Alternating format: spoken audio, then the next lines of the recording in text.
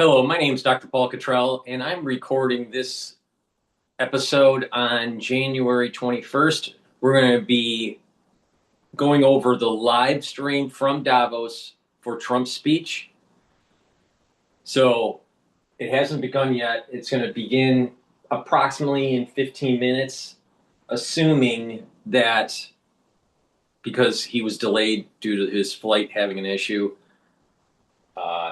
But it's supposed to be taking place in about 15 minutes. So I'll be live streaming it, but I'm recording it. I'll be releasing it on all my channels. So please make sure you subscribe to YouTube, Brighteon, Bitchute, and Rumble. You can also follow me on X, TikTok, Substack, Patreon. If you like the work that I do, please help support it by purchasing the products. I have ebooks, supplements, and course material on immunology and pulmonology. You can also donate on my website, the-studio-reykjavik.com. You can donate through Stripe, PayPal, or buy me a coffee. You can also be a paid member to my Substack and Patreon channel. I release all these videos for free, so please help support the work that I do. We're going to listen in on Bloomberg as we wait for Trump to speak. 15, 20 minutes away from the main event, the President of the United States addressing not just this forum, but addressing the world a little bit later on. We've been waiting for this one over the last several weeks, and it's taken on even more importance following the events of the last weekend and the tension building between European officials and the President of the United States. Following that address, full coverage right here on Bloomberg Surveillance. We'll catch up with the National Economic Council Director, Kevin Hassett, on the content on that speech and the way forward. So Kevin Hassett has really been the one going out and promoting, teasing out what the president is going to discuss here in Davos when it comes to the housing market, when it comes to the credit card interest rate caps. On top of that, we do know the president is not going to make a decision when it comes to the Fed chair race here in Davos. But that someone, Kevin Hassett, is still in the running. So potentially maybe he can tell us what the conversations have been like over the past 24, 48 hours. Which Kevin's in front right now? I don't know. I've not been watching. Is that what it depends on? Wash is a little bit more He's got a lot, the hair is a little bit more puffy. Look, we have no idea, and it's not clear right now if the president knows exactly who he's going to pick. So we're not going to hear it now, but certainly he'll be asked, certainly say on to whatever is the plan. He might get some input this evening when he sits around for business roundtables and be meeting with CEOs right here at the forum, and he might say, straw poll, what do you guys think of Rick Reeder? What do you think of Kevin Hassett? Well, in Tokyo, remember, he called out Scott Bessent and said, I want you to take the job. And Scott Bessent says, no, I like running the Treasury. So, yeah, that's how it is. Prepare for a lot of leaving, as he calls it. That address is about 10 minutes away. Look out for that. Let's talk about the financial system and banking. I'm pleased to say that joining us now is Robin Vince, the CEO of BNY Mellon. Robin, good to see you. It's good to be with you all. Thank you on such an interesting day. You are across the place. 20% of investable assets. I mean, that's a lot of things. What are you seeing right now? Are you seeing those changes that people are talking about, that diversification away from US assets? Do you see that at all? Now, we really don't see that in the data at this point. I remember where we've come from, which is the US has been really an incredibly strongly performing market, strong economy. People have been predicting the US to be some type of decline from an economic point of view, recessions. We've talked about that in the past 2 or 3 years. None of that's actually happened. And in fact, now, I think you find, and you've heard this on your show, more optimism associated with what the next year holds from an economic point of view. GDP pretty solid, looking to potentially even expand in 2026. You've got the stimulus checks coming. The way that they actually didn't adjust the withholding in order to be able to encourage those stimulus checks. That all is a pretty good setup. Now, you've got to be in the preparedness business. We're all risk managers. And at the end of the day, you've got to be resilient because things can go wrong, things can happen. But I think that's the setup. And so reallocating away from the US in the face of that, probably not the smartest choice to make, but you've got to be diversified. So you cannot have the concentration. The US has been a pretty concentrated bet over the past few years. Well, what's the consequence of that? I mean, there's a difference between reallocating away from and diversifying. There is some knock-on effect, which is maybe some people are calling sell America. Other people are just saying diversifying and hedging your bets. I mean, how much will that affect the funding conditions of the United States? Because there's so many economic and geopolitical events that are taking place, it's better to stay in US. Trust me on this. Don't try to chase yield or return and in some sort of emerging market. You're going to get killed.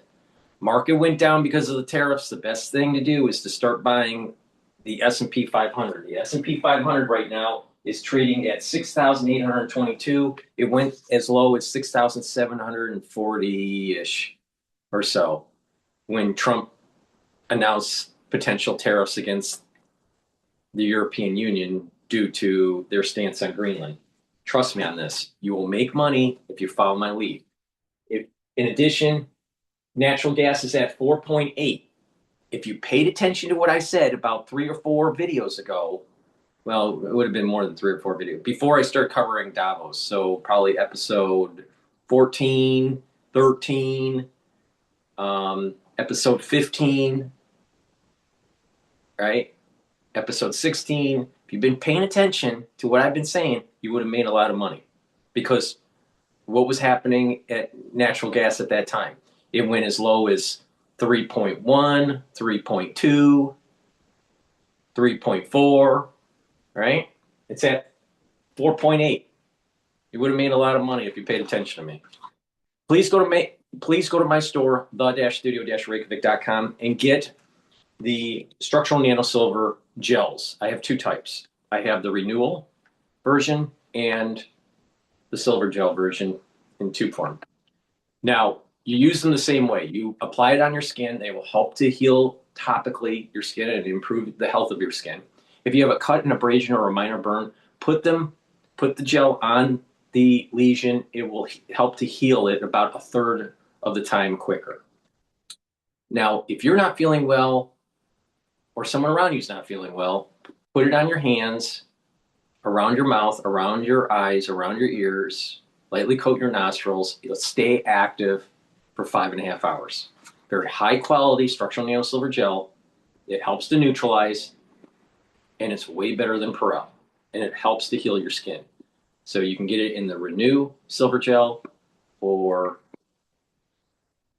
the silver biotic silver gel. So please go to my store, the-studio-reykjavik.com.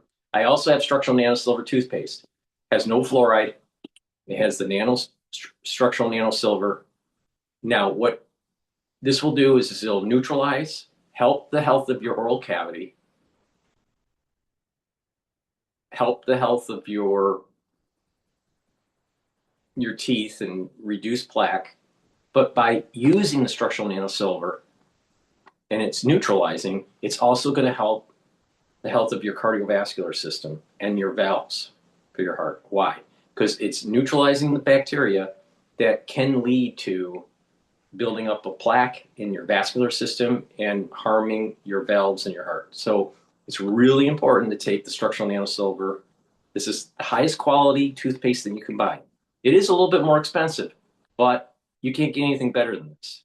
So please go to my store and get the structural nanosilver toothpaste. In addition, it helps to neutralize. So if you're not feeling well because of the cold season, you want something to neutralize your oral cavity. This structural nanosilver toothpaste is very high quality. You need to go to my store and get a few tubes of this. All right. I also have structural nanosilver soaps. You can get it in peppermint, in charcoal tea tree, and also lemongrass. Get a few bars for your household. This will help with your skin and help to neutralize. Use it every day to improve the health of your skin.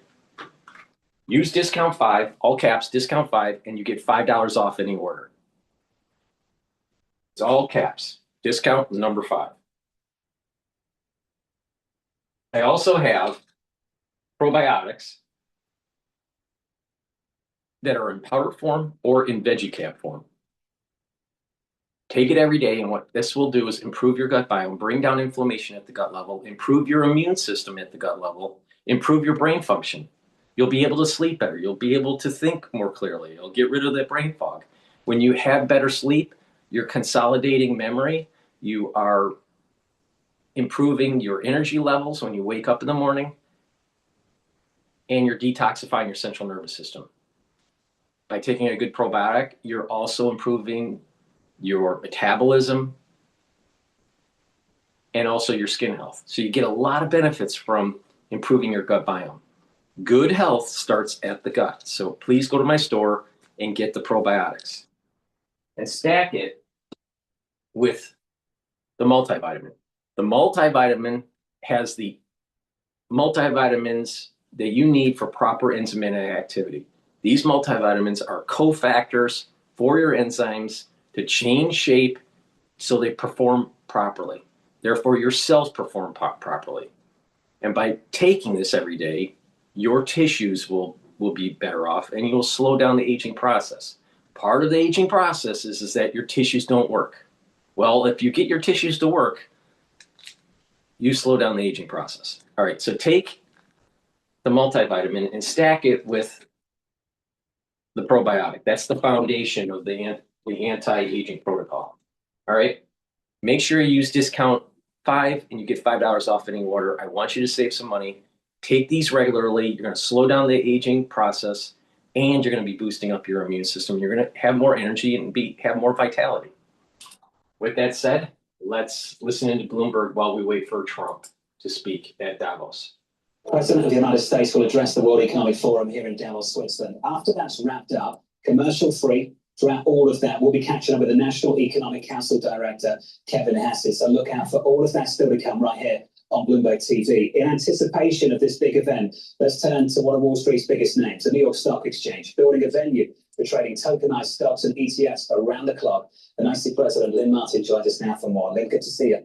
Good to see you guys. It's must-see TV. It's I know, isn't it? It's obviously. And what are you expecting to hear? What are you expecting to hear from the President? Don't know. I think probably it will be a focus on strength of the U.S. economy. I'm sure will be covered.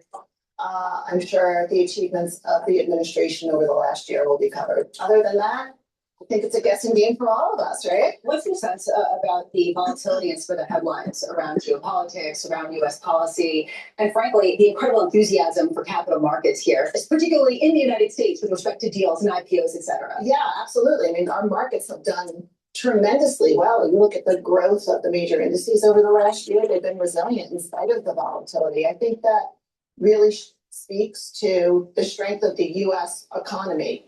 And to your point, we continue to attract companies from not based in the U.S. to the U.S. markets. If I think about AstraZeneca and the moves that they made, they're going to be debuting on us through ordinary shares on February 2nd.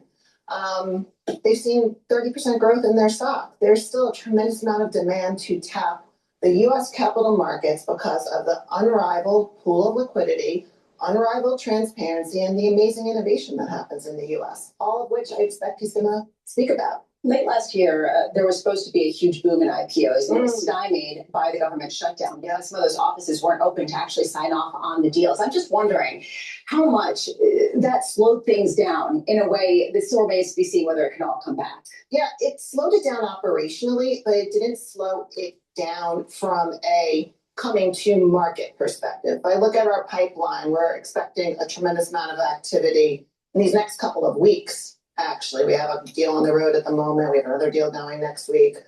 Early February is queuing up to be quite active, but we really see it towards the back end of Q1 into Q2 with many deals targeting their public market debuts then. There was a pause around Liberation Day. From this point, there's a pause around the 43-day government shutdown. Could we potentially see a Greenland pause? We did see some pushback from financial markets. I don't know. Again, I think these companies are looking to tap the broadest investor pool possible and diversify their investor base. And there really isn't any substitute for that for the medium to long term. The private markets have done a good job in financing these companies and enabling these companies to continue to build, to innovate, to refine their strategy. But there isn't a substitute for the public markets for the long term. Are we about to make it easier to go public?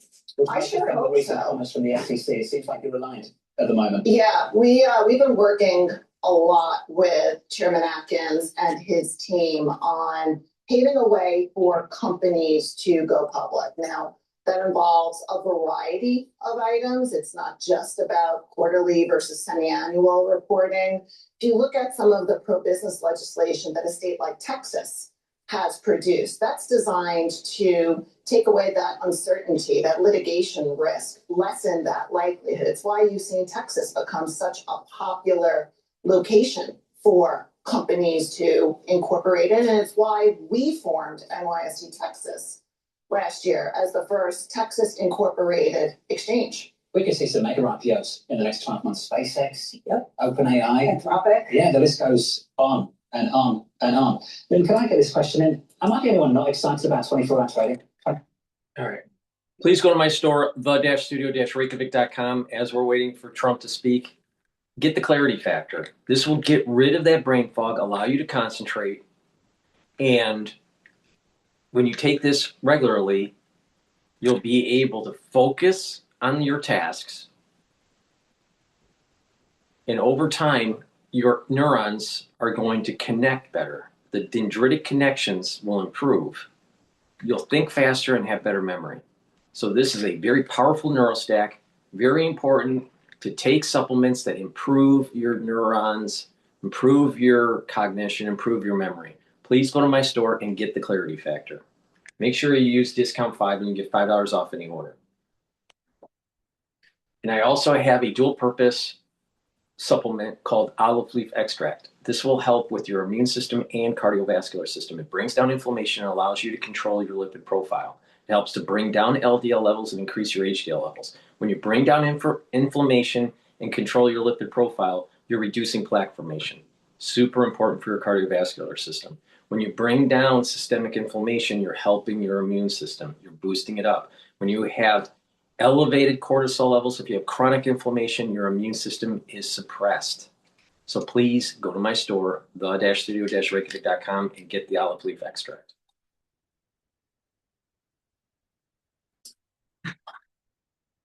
Had already outlined that this is going to have to do with affordability, as we heard from the president's chief of staff, Susie Wiles, earlier this morning, who confirmed that President Trump is set to travel to Iowa on Tuesday. And then she says will make weekly domestic visits from now until November. And that is because Washington is watching closely as all years go full steam ahead for Republicans and the midterms as they try to maintain their majorities in Congress. Just the quick context here is that Democrats only have to net 3 seats, a net gain of 3 seats in order to flip that lower chamber. Now, we can confirm that President Trump has arrived at the venue, so we are expecting him to, at any moment here, take that podium as he's going to be threading the needle between domestic policy, but then also foreign policy, as we know that he's expected to hit on not just Venezuela, but also, of course, Greenland, which is dominating the conversation where you are, John, because we have heard from President Trump in recent hours leading up to this speech that he is unconcerned by threats from European allies, as they have issued their grave concerns about the president's rhetoric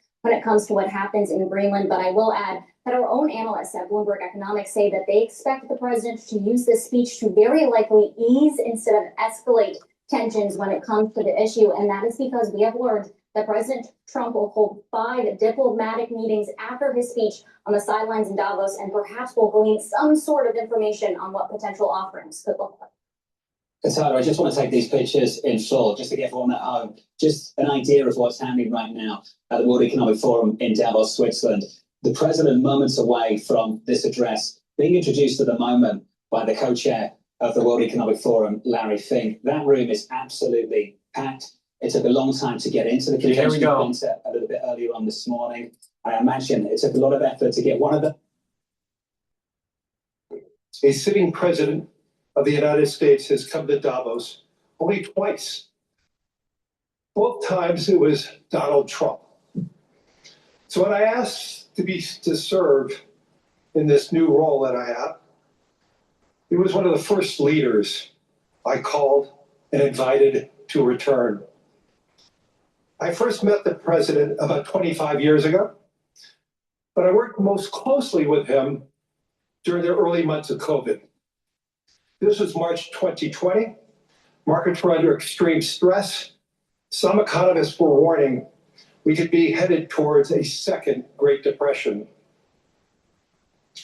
What stood out to me during the extraordinary period was a president's willingness to bring together people from governments and business, across institutions, across perspective, to think differently, and importantly, to act decisively. That instinct to act, especially in pivotal moments, is one reason I think he values the World Economic Forum.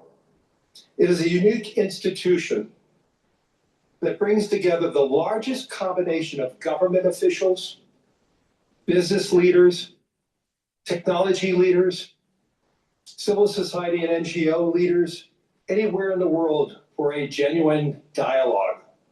And particularly, importantly, this year.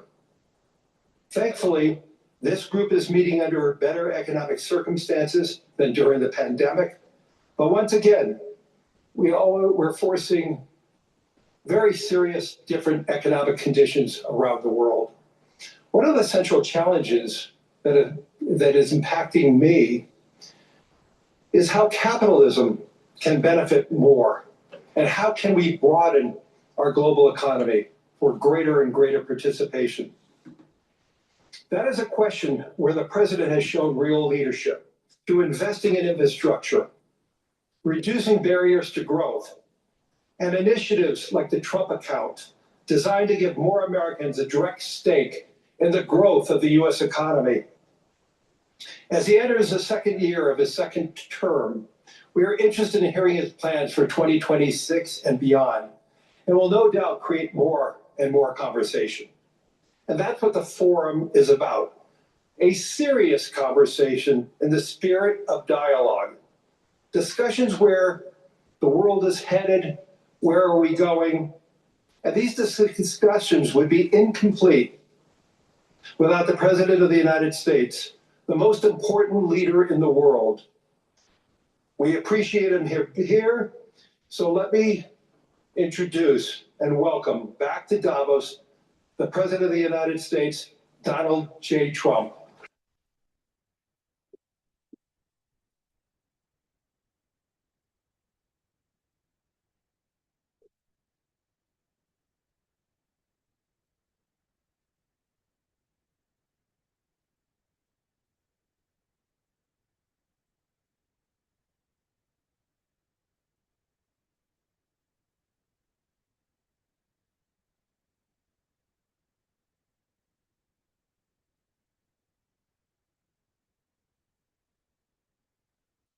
Well, thank you very much, Larry. It's great to be back in beautiful Davos, Switzerland, and to address so many respected business leaders, so many friends, few enemies,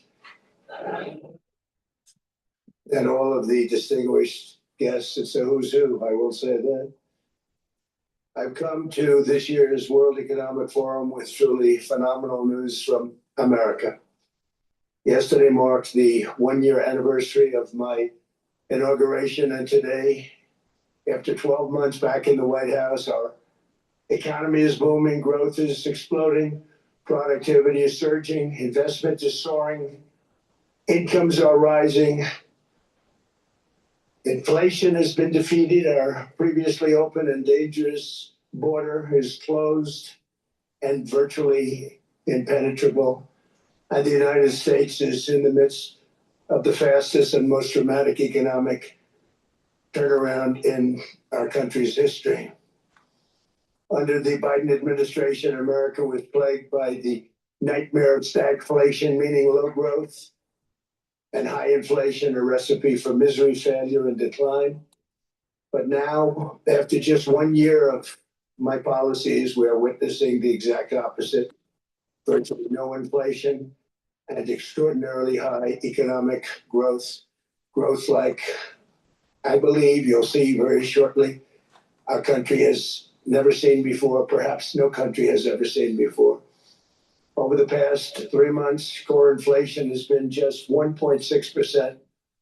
Meanwhile, fourth quarter growth is projected to be 5.4%, far greater than anybody other than myself and a few others had predicted. Since the election, the stock market has set 52 all-time high records. So that's in 1 year, 52 records, adding $9 trillion in value to retirement accounts, 401ks, and people's savings. People are doing very well. They're very happy with me. Since my inauguration, we've lifted more than 1.2 million people off of food stamps, and after 4 years, in which Biden secured less than $1 trillion of new investment in our country. Think of that, 1 trillion, substantially less than that. In 4 years, we've secured commitments for a record-breaking $18 trillion, and we think when the final numbers come out, they'll be closer to $20 trillion of investment. That's never been done by any country at any time, not even close. Just over 1 year ago, under the radical left Democrats, we were a dead country.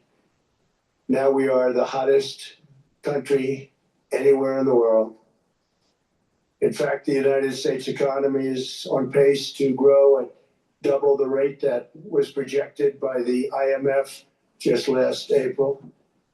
And with my growth and tariff policies, it should be much higher. I really believe we can be much higher than that. And this is all great news, and it's great for all nations. The USA is the economic engine on the planet. And when America booms, the entire world booms. It's been the history. When it goes bad, it goes bad. You all follow us down and you follow us up. And we're at a point that I don't believe we've ever been. I never thought we could do it this quickly.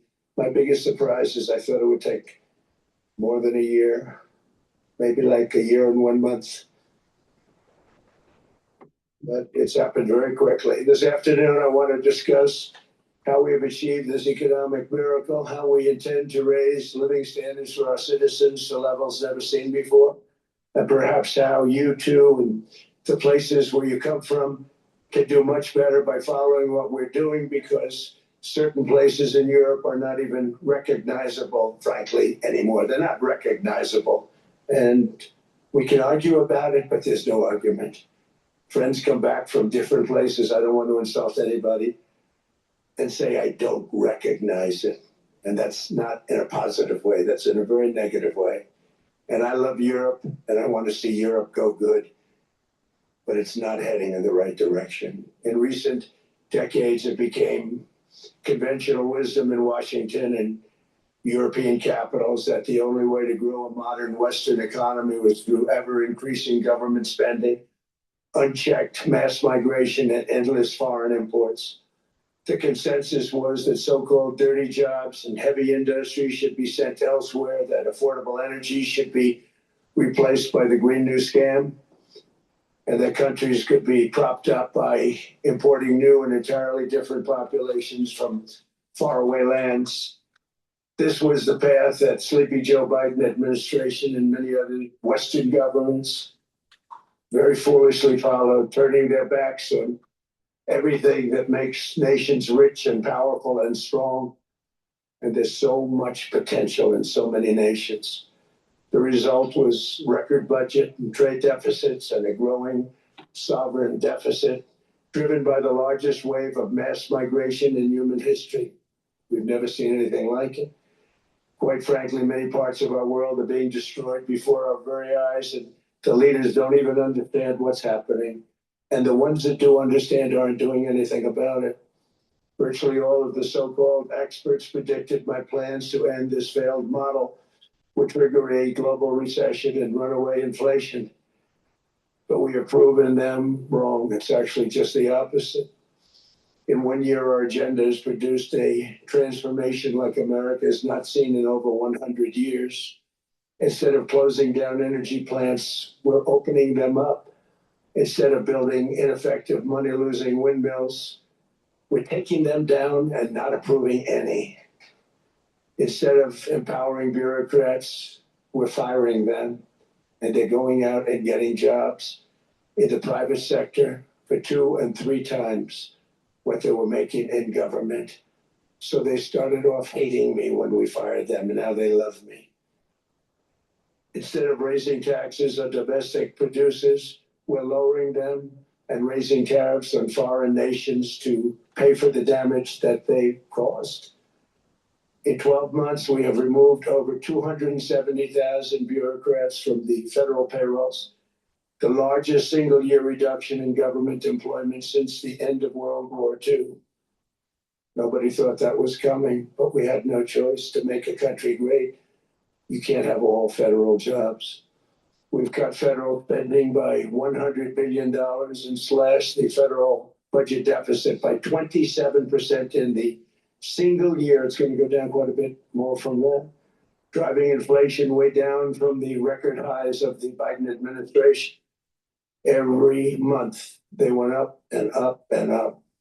I promised to cut 10 old regulations for every single new regulation, but instead I've cut, actually till this point, 129 regulations for every one new regulation approved. So every time they come in with a new regulation, we do at least 10, but so far it's averaging out to 129, if you can believe it. In July, we passed the largest tax cuts in American history, including no tax on tips, no tax on overtime, no tax on Social Security for our great seniors. We also provided 100% expensing. That's the one they like. And bonus depreciation for all new equipment and capital investments to help companies expand and shift production to America. They are so in love with it. They build a plant, they're able to deduct it immediately, the whole thing, rather than waiting 38 to 41 years in the old days. This is a miracle taking place. Nobody thought it would ever be done by any country. It's done by us. It was what made my first term the most successful 4-year term that we've ever had from a financial standpoint. And now we've upped it. This is a 10-year program, not a 1-year program. But you're allowed to deduct everything in 1 year. It used to be 38 to 41 years. With tariffs, we've radically reduced our ballooning trade deficit, which was the largest in world history. We were losing more than $1 trillion every single year, and it was just wasted. It was going to waste. But in 1 year, I slashed our monthly trade deficit by a staggering 77%.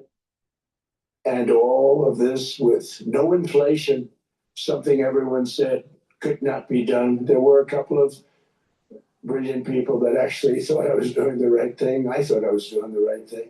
Now they all think I'm doing the right thing because they can't believe the numbers. American exports are now up by more than $150 billion. Domestic steel production is up by 300,000 tons a month, and it's doubling over the next 4 months. It's doubling and tripling, and we have steel plants being built all over the country. Nobody thought they'd see that. Factory construction is up by 41%, and that number is really going to skyrocket right now because that's during a process that they're putting in to get their approvals, and we've given very, very quick, fast approvals. In the process, we've made historic trade deals with partners covering 40% of all U.S. trade. Some of the greatest companies and countries in the world. We have countries as our partner too. The European nations, Japan, South Korea. They're our partners. They've gone into massive deals with us, especially on oil and gas. And these agreements raise growth and cause stock markets to boom, not only in the U.S., but virtually every country that came to make a deal, because as you've learned, when the United States goes up, you follow. It's really become a staple. In America, I've stopped the nation-wrecking energy policies that drive up prices while sending jobs and factories to the world's worst polluters. They are indeed polluters. Under Sleepy Joe Biden, new domestic oil and gas leases fell by 95%. Think of that. And they wonder, why was gasoline going up so fast?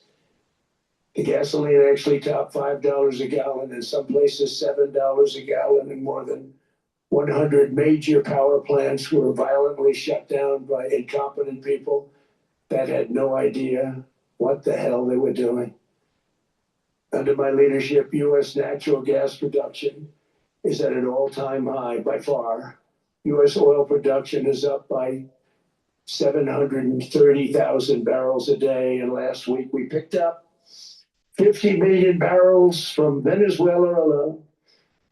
Venezuela has been an amazing place for so many years, but then they went bad with their policies. 20 years ago, it was a great country, and now it's got problems, but we're helping them. And those 50 million barrels, we're going to be splitting up with them, and they'll be making more money. They've made it a long time. Venezuela's going to do fantastically well. We appreciate all of the cooperation we've been giving. We've been giving great cooperation. Once the attack ended, and they said, let's make a deal. More people should do that. But Venezuela's going to make more money in the next 6 months than they've made in the last 20 years. Every major oil company is coming in with us. It's amazing. It's a beautiful thing to see. The leadership of the country has been very good, but they've been very, very smart. The price of gasoline is now below $2.50 a gallon in many states, $2.30 a gallon in most states. Then we'll soon be averaging less than $2 a gallon. In many places, it's already down even lower, $1.95 a gallon. Numerous states are at $1.99, numbers that nobody has heard for years. Actually, since my last administration, we got it down to around those numbers.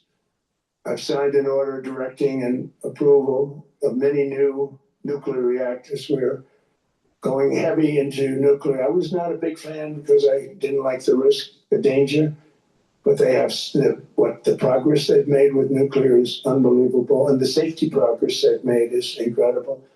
We're very much into the world of nuclear energy, and we can have it now at good prices and very, very safe. And we're leading the world in AI by a lot. We're leading China by a lot. I think President Xi respects what we've done, in part because I've allowed these big companies building these massive buildings to build their own electric capacity. They're building their own power plants, which when added up is more than any country anywhere in the world is doing. I read recently an article in the Wall Street Journal that China's creating so much energy, and they are, I gotta hand it to them, but we're creating as much or more, and we're letting them do that. I'm very proud of it. It was my idea. I said, you can't create this much energy. We needed more than double the energy currently in the country just to take care of the AI plants. And I said, we can't do that. We have an old grid system. And I came up with the idea, you people are brilliant, you have a lot of money. Let's see what you can do. You can build your own electric generating plants. And they looked at me, they didn't believe me. All of the names that are, I think, in the room right now, if you want to know the truth, they didn't believe it. And I said, no, you can't. They came back 2 weeks and they didn't have the plant. They said, we thought you were kidding. I said, no, not only am I not kidding, you're going to have your approvals within 2 weeks. I always say nuclear will take 3 weeks. But most aren't going that. They're going oil and gas. They're even going coal in some cases. Because of my landslide election victory, the United States avoided the catastrophic energy collapse, which befell every European nation that pursued the Green New Scam, perhaps the greatest hoax in history. The Green New Scam, windmills all over the place, destroy your land. Destroy your land. Every time that goes around, you lose $1,000. You're supposed to make money with energy, not lose money. Here in Europe, we've seen the fate that the radical left tried to impose on America. They tried very hard. Germany now generates 22% less electricity than it did in 2017. And it's not the current chancellor's fault. He's solving the problem. He's going to do a great job. But what they did before he got there, I guess that's why he got there. And electricity prices are 64% higher. The United Kingdom produces just 1/3 of the total energy from all sources that it did in 1999. Think of that, 1/3. And they're sitting on top of the North Sea, one of the greatest reserves anywhere in the world, but they don't use it. And that's one reason why their energy has reached catastrophically low levels with equally high prices. High prices, very low levels. Think of that, 1/3. And you're sitting on top of the North Sea, and they like to say, well, that's depleted. It's not depleted. It's got 500 years. They haven't even found the oil. The North Sea is incredible. They don't let anybody drill. Environmentally, they don't let them drill. They make it impossible for the oil companies to go. They take 92% of the revenues. So the oil companies say, we can't do it. They came to see me. Is there anything you can do? I want Europe to do great. I want UK to do great. We're sitting on one of the greatest energy sources in the world, and they don't use it. In fact, their electricity prices have soared 139%. There are windmills all over Europe. There are windmills all over the place, and they are losers. One thing I've noticed is that the more windmills a country has, the more money that country loses and the worse that country is doing. China makes almost all of the windmills. And yet I haven't been able to find any wind farms in China. Did you ever think of that? It's a good way of looking at it. They're smart. China's very smart. They make it, they sell them for a fortune. They sell them to the stupid people that buy them, but they don't use them themselves. They put up a couple of big wind farms, but they don't use them. They just put them up to show people what they could look like. They don't spin, they don't do anything. They use a thing called coal mostly. China goes with the coal, they go with oil and gas. They're starting to look at nuclear a little bit, and they're doing just fine. They make a fortune selling the windmills, though, and I think really that's one that they wouldn't be surprised if it stopped. They are shocked that it continues to go. They were very friendly with me. They're shocked that people continue to buy those damn things. They killed the birds, they ruined your landscapes. Other than that, I think they're fabulous, by the way. Stupid people buy them. The consequences of such destructive policies have been stark, including lower economic growth, lower standards of living, lower birth rates, more socially disruptive migration, more vulnerability to hostile foreign adversaries, and much, much smaller militaries. The United States cares greatly about the people of Europe. We really do. I mean, look, I am derived from Europe, Scotland and Germany. 100% Scotland, my mother, 100% German, my father. And we believe deeply in the bonds we share with Europe as a civilization. I want to see it do great. That's why issues like energy, trade, immigration, and economic growth must be central concerns to anyone who wants to see a strong and united West. Because Europe and those countries have to do their thing. They have to get out of the culture that they've created over the last 10 years. It's horrible what they're doing to themselves. They're destroying themselves. It's beautiful, beautiful places. We want strong allies, not seriously weakened ones. We want Europe to be strong. Ultimately, these are matters of national security, and perhaps no current issue makes the situation more clear than what's currently going on with Greenland. Would you like me to say a few words of Greenland? I was going to leave it out of the speech, but I think I would have been reviewed very negatively.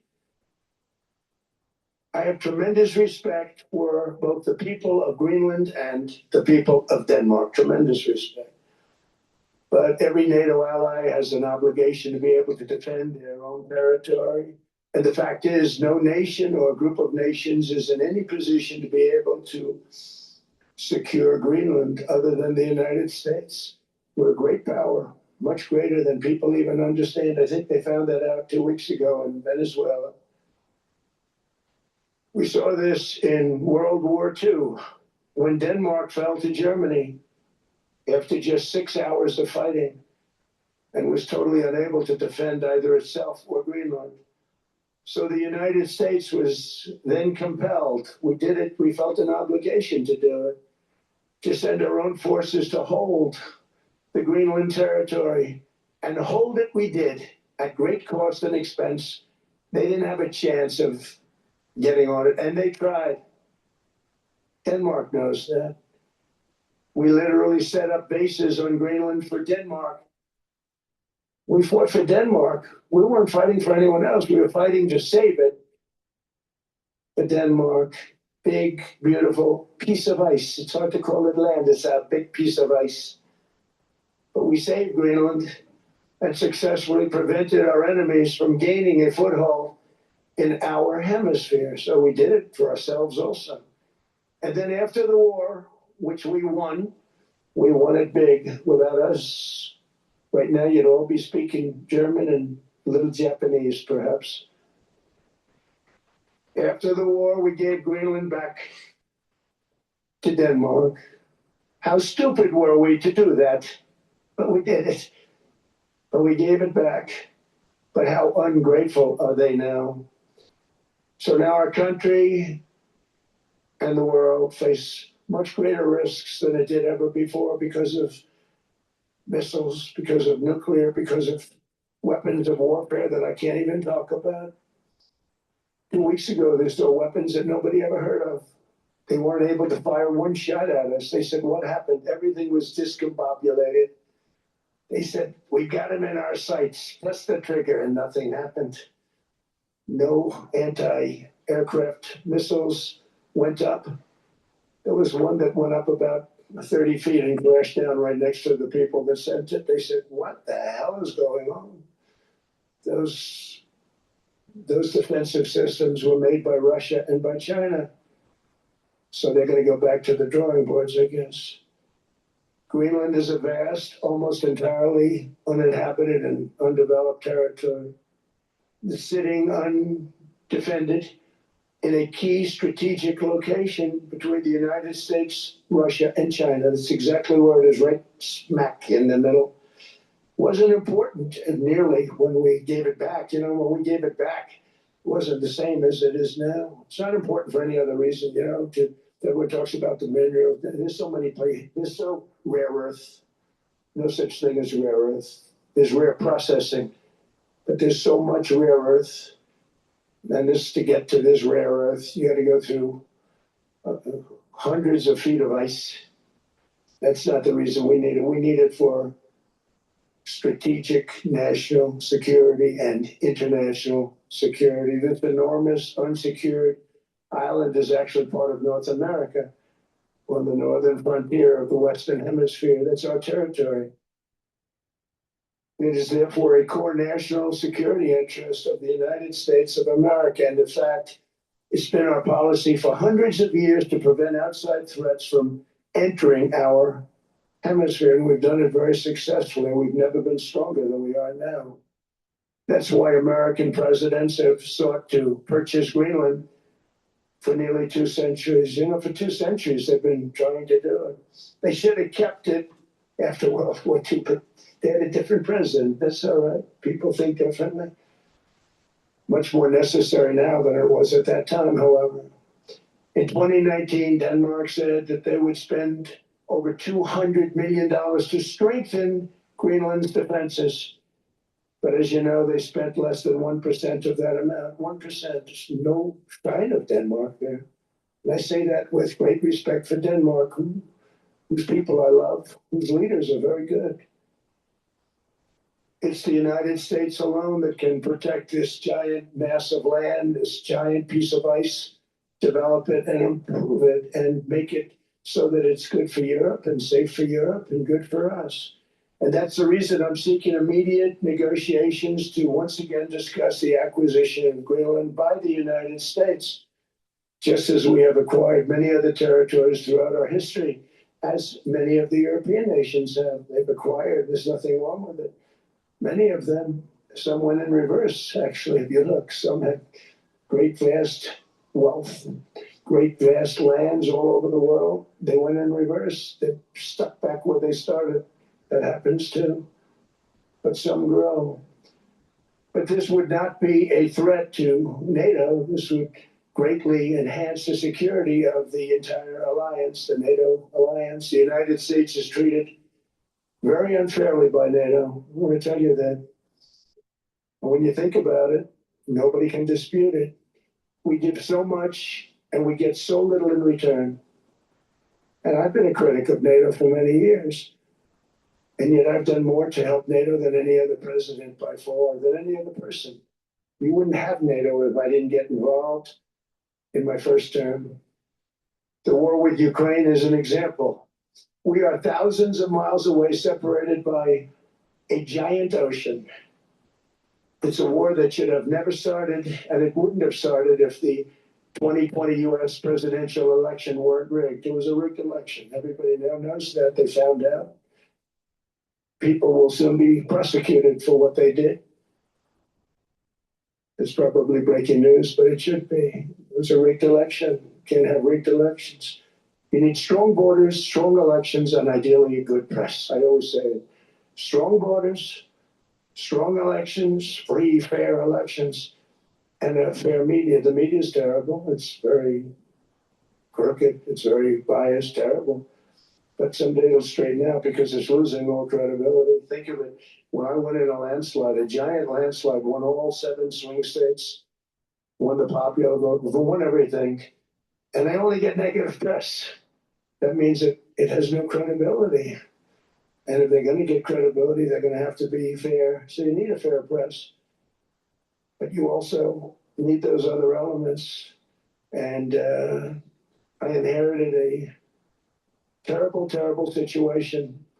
If you look, the border was open, the inflation was raging, everything was bad with the United States when I came into office. But I also inherited a mess with Ukraine and Russia, something that would have never happened. And I know Putin very well. He and I would discuss Ukraine. It was the apple of his eye, but he wasn't going to do anything. I said, Vladimir, you're not doing it. He would never have done it. It was terrible what happened. I could see it happening too. After I left, I could see it happening. Biden had given Ukraine and NATO $350 billion, a staggering sum, $350 billion. I came in and just like the southern border, just like inflation, just like our economy, I said, wow, this place is in trouble, meaning our country. All of these things were out of control. But the border was out of control. We fixed it, the strongest border anywhere in the world. And I've now been working on this war for 1 year, during which time I settled 8 other wars. India, Pakistan. I settled other wars that were Vladimir Putin called me, Armenia, Azerbaijan. He said, I can't believe you settled that one. They were going on for 35 years. I settled it in 1 day. And President Putin called me.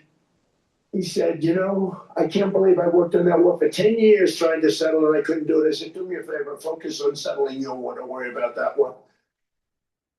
What does the United States get out of all of this work, all of this money, other than death, destruction, and massive amounts of cash going to people who don't appreciate what we do? They don't appreciate what we do. Talking about NATO, I'm talking about Europe. They have to work on Ukraine. We don't. The United States is very far away. We have a big, beautiful ocean separating us. We have nothing to do with it. Until I came along, NATO was only supposed to pay 2% of GDP. But they weren't paying. Most of the countries weren't paying anything. The United States was paying for virtually 100% of NATO. And I got that stopped. I said, that's not fair. But then more importantly, I got NATO to pay 5%, and now they were paying, and now they are paying. So something nobody said was possible. They said, we will never go up higher than 2%. But they went to 5%, and now they're paying the 5%. They didn't pay the 2%, and now they're paying the 5%. And they're stronger for it, and they have an excellent, by the way, Secretary General, who's possibly in the room. Mark, are you here? Yes, he's here. Hello, Mark. We never asked for anything, and we never got anything. We probably won't get anything unless I decide to use excessive strength and force, where we would be, frankly, unstoppable. But I won't do that. Okay? Now everyone's saying, oh, good. That's probably the biggest statement I made, because people thought I would use force. But I don't have to use force. I don't want to use force. I won't use force. All the United States is asking for is a place called Greenland, where we already had it as a trustee, but respectfully returned it back to Denmark not long ago after we defeated the Germans, the Japanese, the Italians, and others in World War II. We gave it back to them. We were a powerful force then, but we are a much more powerful force now. after I rebuilt the military in my first term and continued to do so today, we have a budget of $1.5 trillion. We're bringing back battleships. Battleship is 100 times more powerful than the great battleships you saw in World War II, those great, big, gorgeous ships, the Missouri, the Iowa, the Alabama. Because I thought maybe we could take them out of mothballs. They said, no, sir, these ships are 100, think of that, 100 times more powerful than those big, magnificent pieces of art that you saw so many times ago, that you still see on television. You say, wow, what a force. 100 times, each ship 100 times more powerful than the big battleships of the past. So that was the end of the mothball story. So what we have gotten out of NATO is nothing except to protect Europe from the Soviet Union and now Russia. I mean, we've helped them for so many years. We've never gotten anything, except we pay for NATO. And we've paid for many years until I came along. We paid for, in my opinion, 100% of NATO because they weren't paying their bills. And all we're asking for is to get Greenland, including right title and ownership, because you need the ownership to defend it. You can't defend it on a lease. Number one, legally, it's not defensible that way, totally. And number two, psychologically, who the hell wants to defend a license agreement or a lease, which is a large piece of ice in the middle of the ocean where if there is a war, much of the action will take place on that piece of ice. Think of it. Those missiles will be flying right over the center of that piece of ice. All we want from Denmark for national and international security and to keep our very energetic and dangerous potential enemies at bay is this land on which we're going to build the greatest golden dome ever built. We're building a golden dome that's going to, just by its very nature,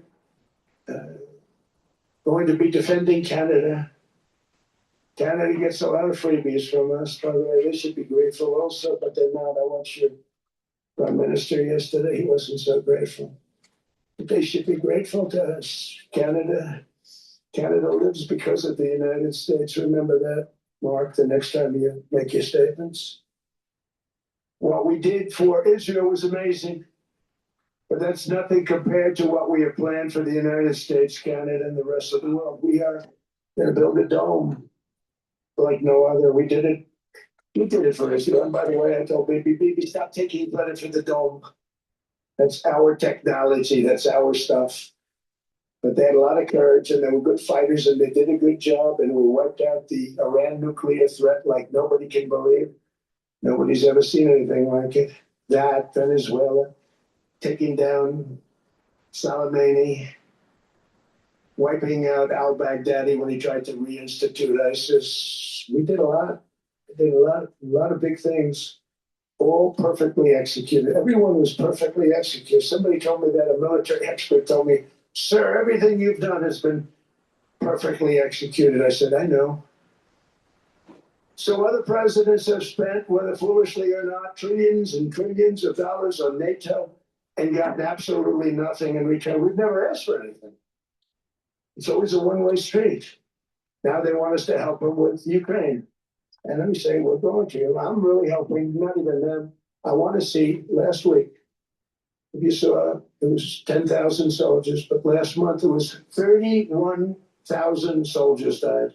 31,000, that's this room times, the number of people in this room times 30. Think of it. 30,000 soldiers died in 1 month. The month before it was 27,000. The month before that it was 28,000. The month before that it was 25,000. It's a bloodbath over there. And that's what I want to stop. It doesn't help the United States, but these are souls. These are young people. Look like you, look like some of you right in the front row. They go to war, their parents are so proud. Oh, there he goes, comes back. 2 weeks later, they get a call, your son's head's been blown off. I want to stop it. It's a horrible war. It's the worst since World War II. They keep going, they'll exceed World War II. The numbers are staggering, how many people they've lost. They don't want to talk about it. Ukraine and Russia lost just tremendous amounts. And I'm dealing with President Putin, and he wants to make a deal, I believe. I'm dealing with President Zelensky, and I think he wants to make a deal. I'm meeting him today. He might be in the audience right now. But they got to get that war stopped because too many people are dying, needlessly dying. Too many souls are being lost. It's the only reason I'm interested in doing it. But in doing it, I'm helping Europe, I'm helping NATO, and until the last few days when I told them about Iceland, they loved me. They called me daddy, right, last time. Very smart man said, he's our daddy. He's running it. I was like running it. I went from running it to being a terrible human being. And now what I'm asking for is a piece of ice, cold and poorly located, that can play a vital role in world peace and world protection. It's a very small ask compared to what we have given them for many, many decades. But the problem with NATO is that we'll be there for them 100%. But I'm not sure that they'd be there for us. If we gave them the call, gentlemen, we are being attacked. We're under attack by such and such a nation. I know them all very well. I'm not sure that they'd be there. I know we'd be there for them. I don't know that they'd be there for us. So with all of the money we expend, with all of the blood, sweat, and tears, I don't know that they'd be there for us. They're not there for us on Iceland, that I can tell you. I mean, our stock market took the first dip yesterday because of Iceland. So Iceland's already cost us a lot of money. But that dip is peanuts compared to what it's gone up. And we have an unbelievable future in that stock. That stock market is going to be doubled. We're going to hit 50,000 and that stock market's going to double in a relatively short period of time because of everything that's happening. But this is a good example. After giving NATO and European nations trillions and trillions of dollars in defense, they buy our weapons. We make the greatest weapons in the world, but now we're going to make them faster, much faster. You saw that. I put a cap on the salaries. Then I put no buybacks, no stock buybacks, no various other things that they were doing. I mean, they were making $50 million, but it would take them 3 years to give you a Patriot missile. I said, that's not good. My chauffeur can do a better job than that. And he makes slightly less than 50. They make big salaries. If they're going to make those big salaries, they're going to have to produce a lot faster. The good news is we have the greatest equipment in the world. Now we're going to start making it a lot faster. They're going to build additional plants. And all of the money that goes into stock buybacks is going to go into building plants. We're not allowing stock buybacks by defense companies any longer. They're going to build new plants to make Tomahawks, Patriots. We have the best equipment. F-35s, F-47, the new one just coming out. They say it's the most devastating plane, fighter jet ever. Who knows? They called it 47. If I don't like it, I'm going to take the 47 off it. I wonder why they called it 47. We'll have to think about it. But if I don't like it, I'm going to take that 47 off. But it's supposed to be the stage 6. It's supposed to be the first stage 6 plane.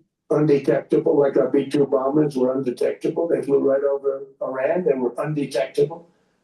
And they did their job and they got the hell out of there. So we want a piece of ice for world protection.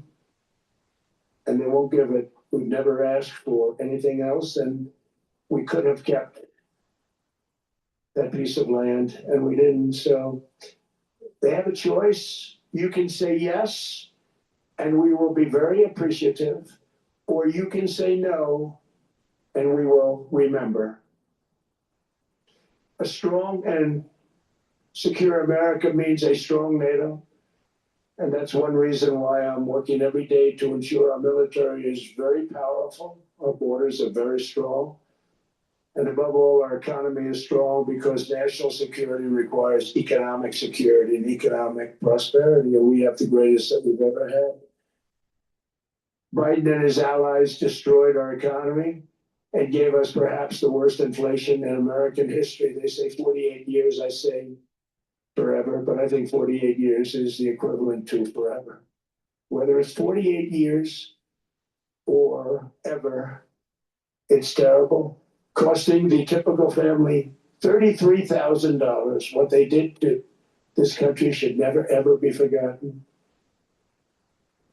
It's early, but he has to be rated as the worst president we've ever had by far. The auto pen did much of the damage. The auto pen, he was the auto pen president, because I don't believe a sane president would have ever signed the kind of things that he signed.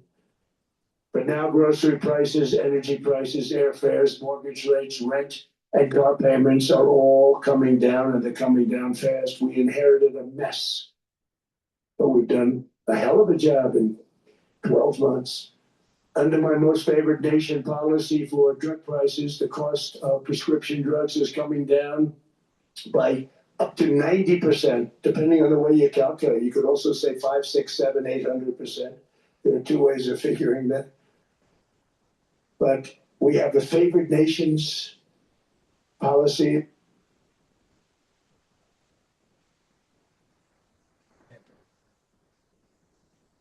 We lost the food. You can buy the stuff for nothing. We go all over the world. We can buy it for nothing. Because basically America was subsidizing every nation in the world. Because presidents allowed them to get away with it. It became very tough. So when I called up Emmanuel Macron, I watched him yesterday with those beautiful sunglasses. What the hell happened? But I watched him sort of be tough. But he was at $10 for a pill. And I said, Emmanuel, and I have all the big pharmaceutical companies are in total agreement. It wasn't easy, by the way. They're tough, smart. They've been getting away with this scam for a long time. But they gave it up. But they said, you'll never get the countries to approve it. I said, why is that? Because they won't. They always said, we're not paying anymore. Get the rest of the United States. So over the years, they stayed the same. We just went up, up, up. And I mean, we would pay 13, 14, 15 times more than some certain countries would. So I said, no, they'll approve it 100%. So you'll never get them to approve it. I said, I guarantee you. But I actually started with Emmanuel, who probably is in the room too. And I like him. I actually like him. Hard to believe, isn't it? And I said, Emmanuel, you're going to have to lift the price of that bill to $20, maybe $30. Think of that. That means it's a doubling of prescription drugs. Might be a tripling, might be a quadrupling. It's not easy. No, Donald, I will not do that. I said, yes, you will, 100%. He said, no. You're asking me to double. I said, Emmanuel, you've been taking advantage of the United States for 30 years with prescription drugs. You really could do it, and you will do it. I have no doubt. In fact, I am 100% sure you're going to. No, I will not do it. Because yes, in all fairness, he has to double or triple. Because the world being a bigger place than the United States, it's not that you meet in the middle. You just have to go up some, and we come down a lot. They go up a little, we come down a lot. So we're at $130, they're at 10. So they may have to go to 20 or 30. No more than that. I said, Emmanuel, you're going to be doubling or tripling. No. I said, here's the story, Emmanuel. The answer is you're going to do it. You're going to do it fast. Then if you don't, I'm putting a 25% tariff on everything that you sell into the United States and a 100% tariff on your wines and champagnes. And that's about 10 times more than what I'm requesting. And you're going to do it. I don't want to go public with it, but you may make me do that. No, Donald, I will do it. I will do it. It took me, on average, 3 minutes a country. Saying the same thing, you will do it. They all said, no, I will not do it. You're asking me to double the cost of prescription. I said, that's right, because you've been screwing us for 30 years. And they said, we will not do it. I said, that's all right. On Monday morning, we're putting a 25, 30, 50. I gave different numbers for different countries. This is also national security we're talking about. Not fair. We're not going to subsidize the whole world. And every one of those countries have agreed to do it. So one of the biggest things that I've done is the fact that we have now most favored nation. We will pay whatever the lowest price is in the entire world. So our drug prices are going to be coming down by staggering 90%. Again, you could say 1,000%, 2,000%. Depends on the way you want to figure it, but we'll go with the way the fake news likes it better because it sounds, can you imagine a 90% reduction sounds much worse. But drug prices are going to be coming down tremendously in all the nations, and I appreciate them doing it, but they did it in all fairness. Without tariffs, I wouldn't have been able to get it done. After declining $3,000 under Biden, real incomes are up in the United States by $2,000, $3,000, and even $5,000 and more. Home ownership has always been a symbol of health and vigor of American society, but that goal fell out of reach for millions and millions of people in the Biden era because interest rates went up so high. Today, I'm taking action to bring back this bedrock of the American dream. In recent years, Wall Street giants and institutional investment firms, many of you are here, many of you are good friends of mine, many of you are supporters. Sorry to do this, Joe, I'm so sorry. But you've driven up housing prices by purchasing hundreds of thousands of single-family homes, and it's been a great investment for them. Often as much as 10% of houses on the market. You know, the crazy thing is a person can't get depreciation on a house. But when a corporation buys it, they get depreciation. Okay, that's something we're going to have to think about too. I don't know if too many people think about that. You buy a corporation, they buy 500 houses, they buy hundreds of thousands, they buy 500 houses, they can take depreciation. A person sweats and works and buys one house, they can't. But homes are built for people, not for corporations, and America will not become a nation of renters. We're not going to do that. That's why I have signed an executive order banning large institutional investors from buying single-family homes. It's just not fair to the public. They're not able to buy a house. And I'm calling on Congress to pass that ban into permanent law, and I think they will. One of the biggest barriers to saving for a down payment has been surging credit card debt. The profit margin for credit card companies now exceeds 50%, one of the biggest. And they charge Americans interest rates of 28%, 30%, 31%, 32%. What happened to usury? So to help our citizens recover from the Biden disaster, all caused by this horrible precedent, just horrible precedent, I'm asking Congress to cap credit card interest rates at 10% for 1 year. And this will help millions of Americans save for a home. They have no idea they're paying 28%.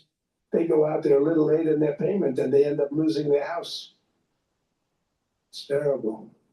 To unleash innovation and savings and financing, I'm also working to ensure America remains the crypto capital of the world.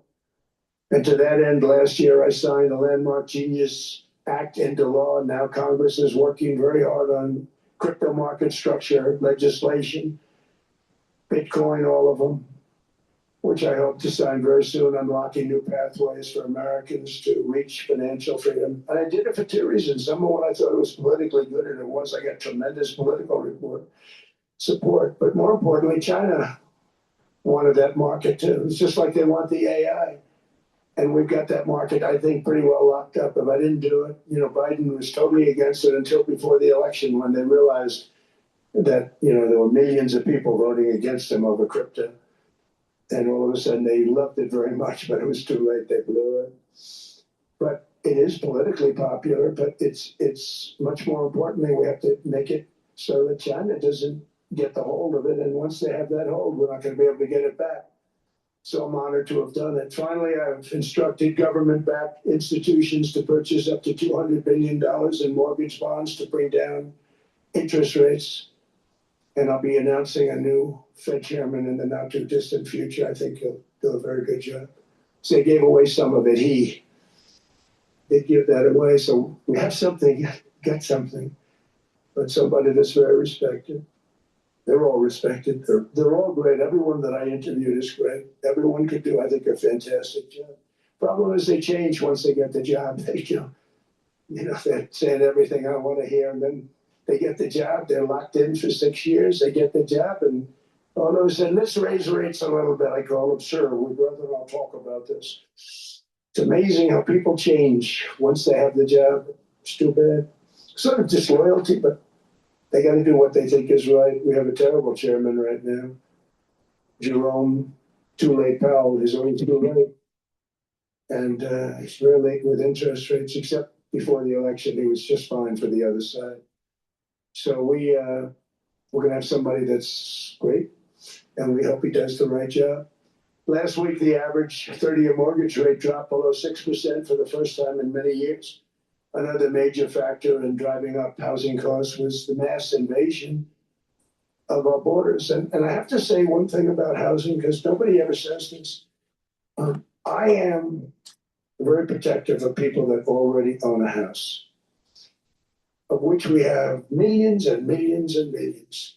And because we have had such a good run, the house values have gone up tremendously. And these people have become wealthy.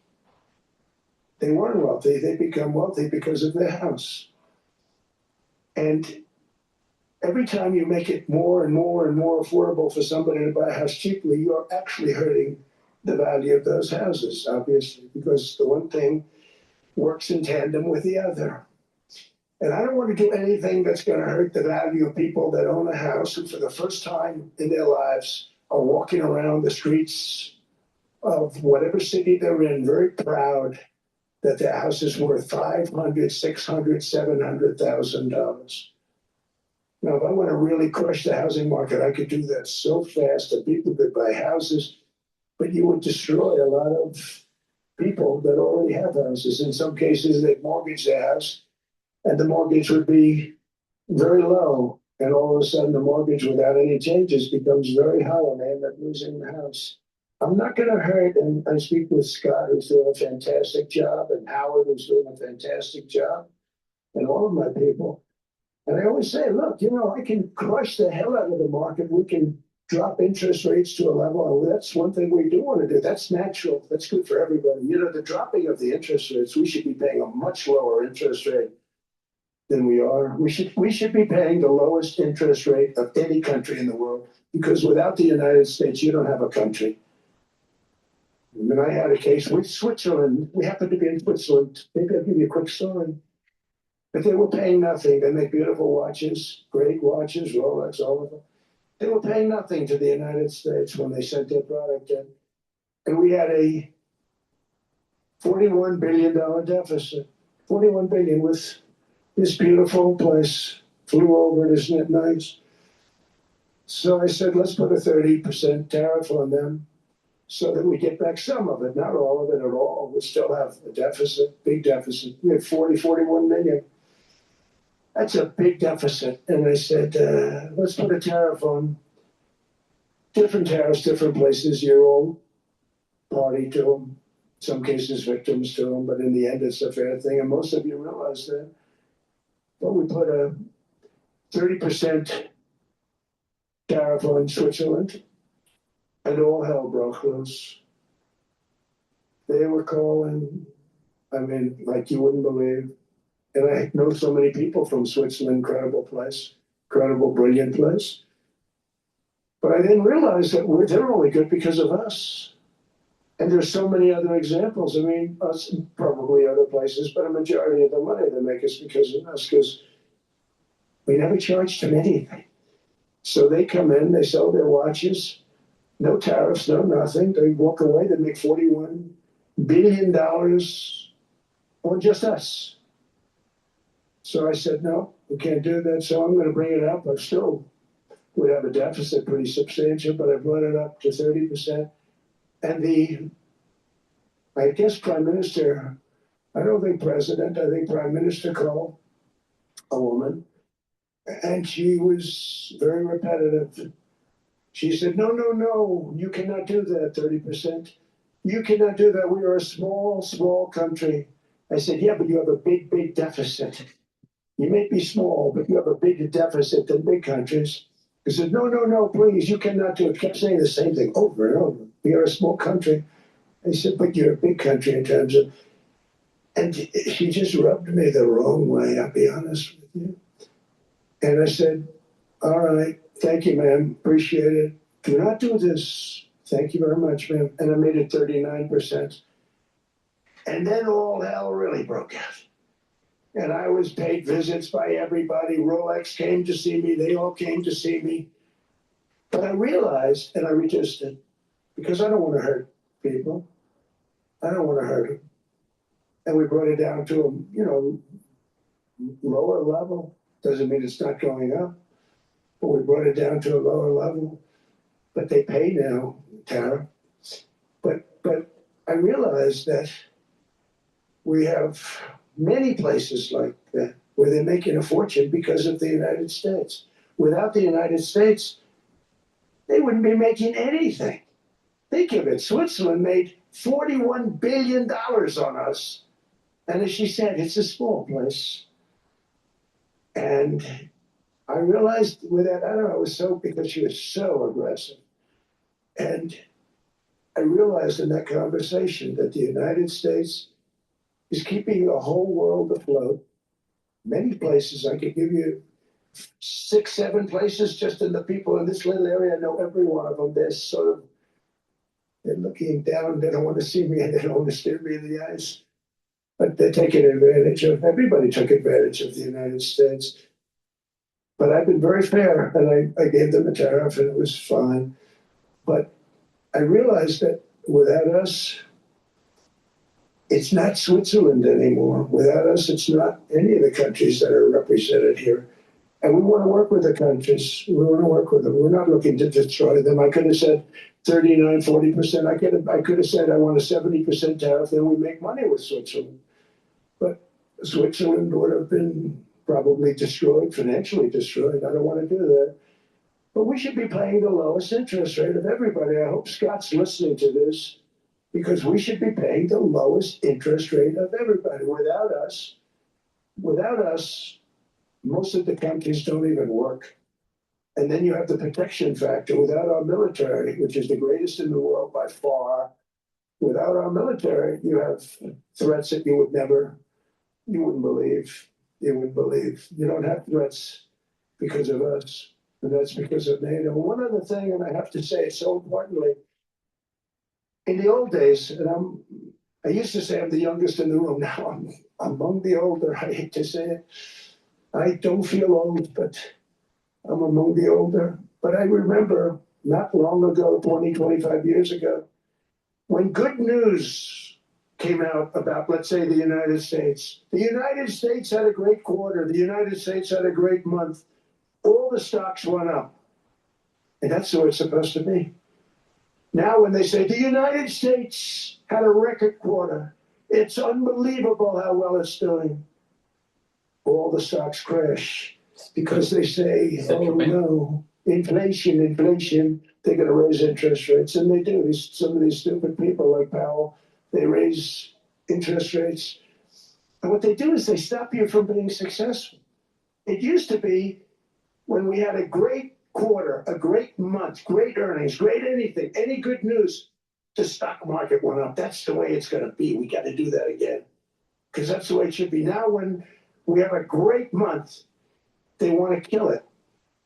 Like we did over 5%. People were surprised. We should do 20%. We could do 25%. When we announce good numbers, and the reason is they're so petrified of inflation. And growth doesn't mean inflation. We've had tremendous growth with very low inflation. In fact, growth can fight inflation, proper growth.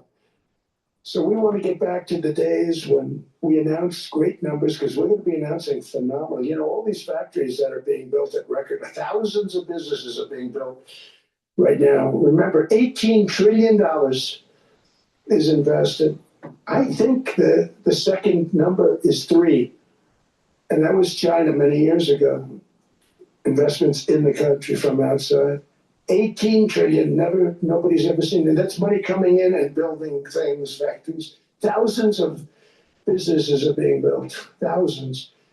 Hundreds of big factories, car plants are moving back to the United States. They're coming in from Canada, they're coming in from Mexico, from Japan. Japan's coming in and building plants here in order to avoid tariffs. They're coming in from China, they're coming in from all over the world. We have more plants being built now, car plants, than we've ever had built, even in the heyday from the 1940s and 50s. And they're bigger. They don't use renovations anymore where they take an old, they rip it down, they build a brand new plant, super modern plant. But it's happening at levels that nobody's ever seen. In 2024, the US built less than 2 million new homes, but Biden admitted more than 8 million new migrants. And those days are over. In 2025, for the first time in 50 years, the United States had reverse migration. Boy, that was nice. And these were criminals that were being taken out of our country because they allowed people to come into our country from jails, from gangs, drug dealers, murderers. 11,888 murders. We've gotten most of them out. And then ICE gets beat up by stupid people from leadership in Minnesota. We actually are helping Minnesota so much, but they don't appreciate it. Most places do. You know, Washington, D.C. is the safest place now in the United States. It was a very dangerous place to walk. And now you can walk with your wife, your kids, right through the middle of the city right now. Washington, D.C. is as safe as it gets. It was one of the most unsafe. I had to admit, we sent in the military, the National Guard. Within 2 months, it was great. Within 3 months, it's like a really great place and a safe place and a beautiful place. It's even been cleaned up. The graffiti's gone. Fences are gone. We don't have to worry about fences anymore. All of the places, the grasses are cut and replaced with new grass in many cases. So it's all going to happen in the spring. But Washington and D.C. is beautiful again, and it's safe. New restaurants are opening up. They're all closing. Now you can't get into a restaurant. Restaurants in Washington, D.C. are all opening. Memphis also, Memphis, Tennessee, New Orleans, Louisiana. We're there for 3 weeks. We've cut the crime down just by 64%. Within another month, we'll have virtually no crime there. We can do that all over. We're going to help the people in California. We want to have no crime. I know Gavin was here. I used to get along so great with Gavin when I was president. Gavin's a good guy. And we're going to, if he needed it, I would do it in a heartbeat. I'd love to see. We did help them a lot in Los Angeles, a lot with the early in my term when they had some problems. But we would love to do it. I would say this, if I were Democrat governor or whatever, I would call up Trump. I'd say, come on in, make us look good. Because we're cutting crime down to nothing. And we're taking people out, career criminals who are only going to do bad things, and we're bringing them back to their countries. But where we've done it has been amazing. And we have a capacity to do it at much greater levels. We're cutting illegal aliens off welfare and other government benefits. And I have directed that starting immediately, there will be no more payments to sanctuary cities because they are really just sanctuaries for criminals. They're really protecting criminals. And those are the ones we have to get out of the country: murderers, drug dealers, the mentally insane. They emptied their mental institutions into the United States. And despite that, we have the lowest crime numbers that we've ever had in the history of the country. Just came out. But equally importantly, we're cracking down on more than $19 billion in fraud that was stolen by Somalian bandits. Can you believe that they turned out to be higher IQ than we thought? I always say these are low IQ people. How did they go into Minnesota and steal all that money? And we have, they're pirates, they're good pirates, right? But we shoot them out of the water just like we shoot the drug boats out. They're not pirating too many boats lately, do you notice? When they go out into those boats, they want to take over a $1.5 billion tanker loaded up with oil. And they say, we're going to blow up your boat. They have powerful weapons. You hit the side of the boat, you blow the whole thing up. The insurance companies are petrified. So they say, just give them the boat. We'll give them money instead. And I don't do that. We blow them right the hell out of the water. We see them going out, we blow them out of the water. We don't have any pirates so much anymore. We do. They won't be there long. We've cut down with the hitting of the boats that are loaded up with drugs, including submarines. Can you believe they actually bust what they call mini subs, very fast? They're meant for drugs. We've knocked out 2 of them. The Democrats say they were fishing. You have ruined somebody's fishing weekend. I would say a submarine is not a fishing boat. You don't fish. But we've knocked down drugs by water, the oceans, the sea, by 97.2%. Think of that. And I actually say, who the hell are the 3%? Because I would not want to be piloting one of those boats. We knocked them down, and now we're going to start on land. We're going to knock it all out. The land is the easy part. What we did on sea is incredible, and that's our great military. The situation in Minnesota reminds us that the West cannot mass import foreign cultures, which have failed to ever build a successful society of their own. I mean, we're taking people from Somalia, and Somalia is a failed, it's not a nation. Got no government, got no police, got no military, got no nothing. And then we have this fake congressperson who they just reported is worth $30 million. You believe this? Ilhan Omar, talking about the Constitution that provides me. She comes from a country that's not a country. And she's telling us how to run America. Not going to get away with it much longer, let me tell you. The explosion of prosperity and conclusion and progress that built the West did not come from our tax codes. It ultimately came from our very special culture. This is the precious inheritance that America and Europe have in common. We share it. We share it, but we have to keep it strong. We have to become stronger, more successful, and more prosperous than ever. We have to defend that culture and rediscover the spirit that lifted the West from the depths of the Dark Ages to the pinnacle of human achievement. We live in an incredible, changing period. It's an unbelievable time, but we have to take advantage of the time that we're in. In our hands are technologies that our ancestors could scarcely have. I mean, they couldn't have even dreamt some of the things that we see today. And so rapidly they're produced. I mean, AI, 2 years ago, nobody ever heard of the term, and now everybody's talking about it. And it can have some very good purpose. It could also have some dangerous purpose. And for that, we have to watch out. But some tremendous things are happening because of it. And we're leading by so much. We're doing so well. But opportunities that are bigger and grander than ever before in human history are right before us. It is the pioneers in this room. Many of you in this room are true pioneers. You're truly brilliant people. Just your ability to get a ticket is brilliant because you have about 50 people for every seat. I don't know what. That's Larry. Everything Larry touches turns to gold. He made this very successful. But you're in this room, and some of you are the greatest leaders anywhere in the world. You're the greatest brains anywhere in the world.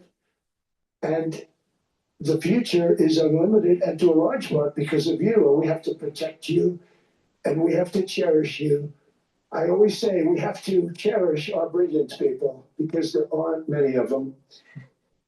So together with confidence, boldness, and persistence, let us lift up our people, grow our economies, defend our shared destiny, and build a future for our citizens that is more ambitious, more exciting, more inspiring, and greater than the world has ever seen. We're in a position to do things that nobody else has ever even thought of before. And many of the people in this room are the ones that are doing it. And I want to congratulate you, and I'm with you all the way. You can do things that nobody else can even think about. So I congratulate you on your tremendous success. And the United States is back, bigger, stronger, better than ever before. And I'll see you around. Thank you all very much. Thank you very much.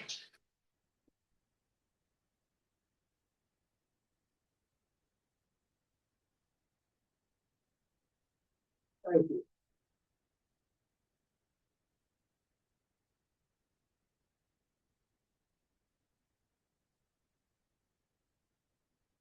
All right.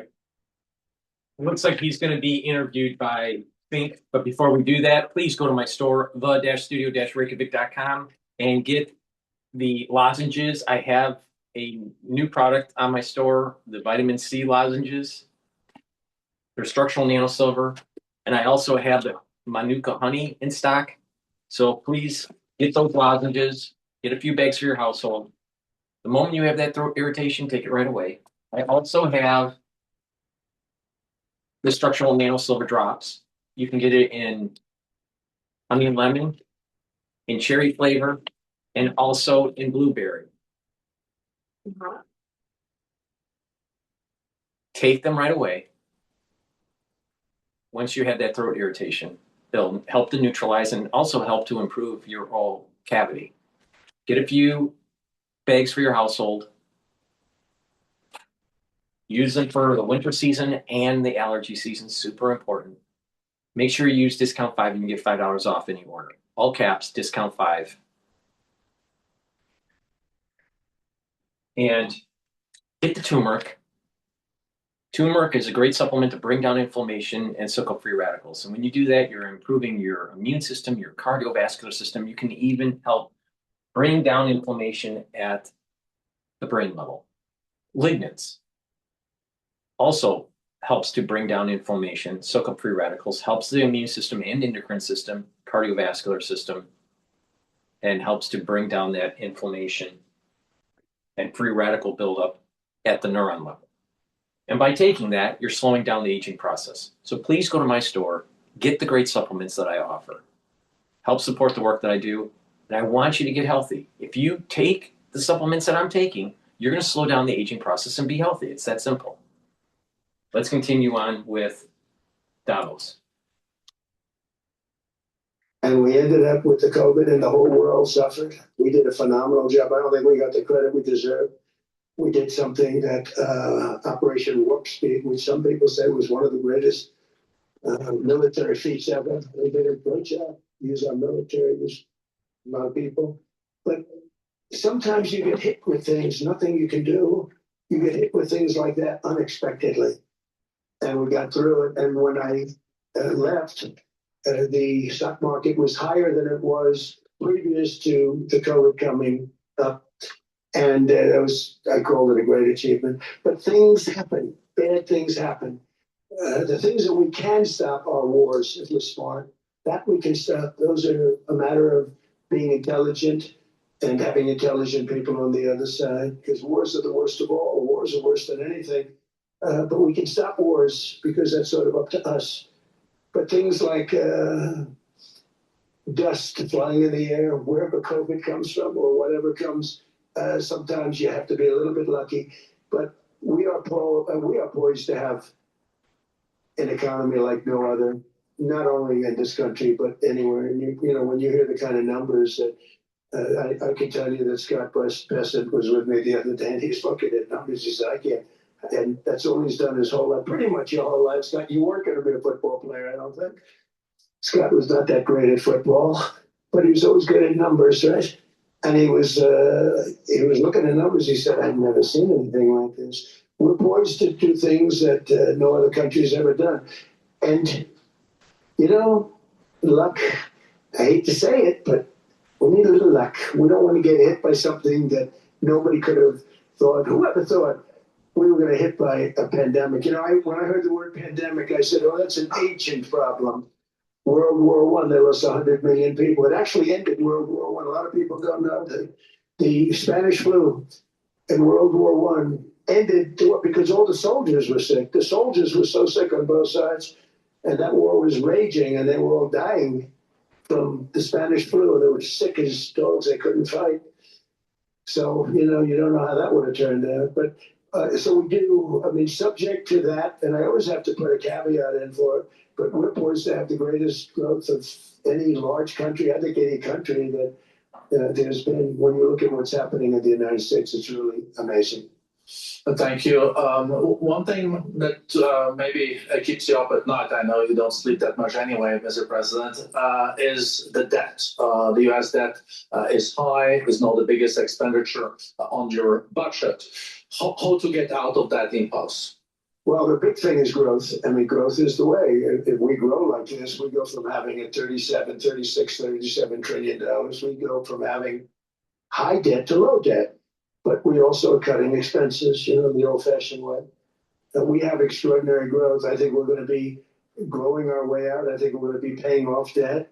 We're taking in tremendous money from tariffs fairly. And again, I'm using them judiciously.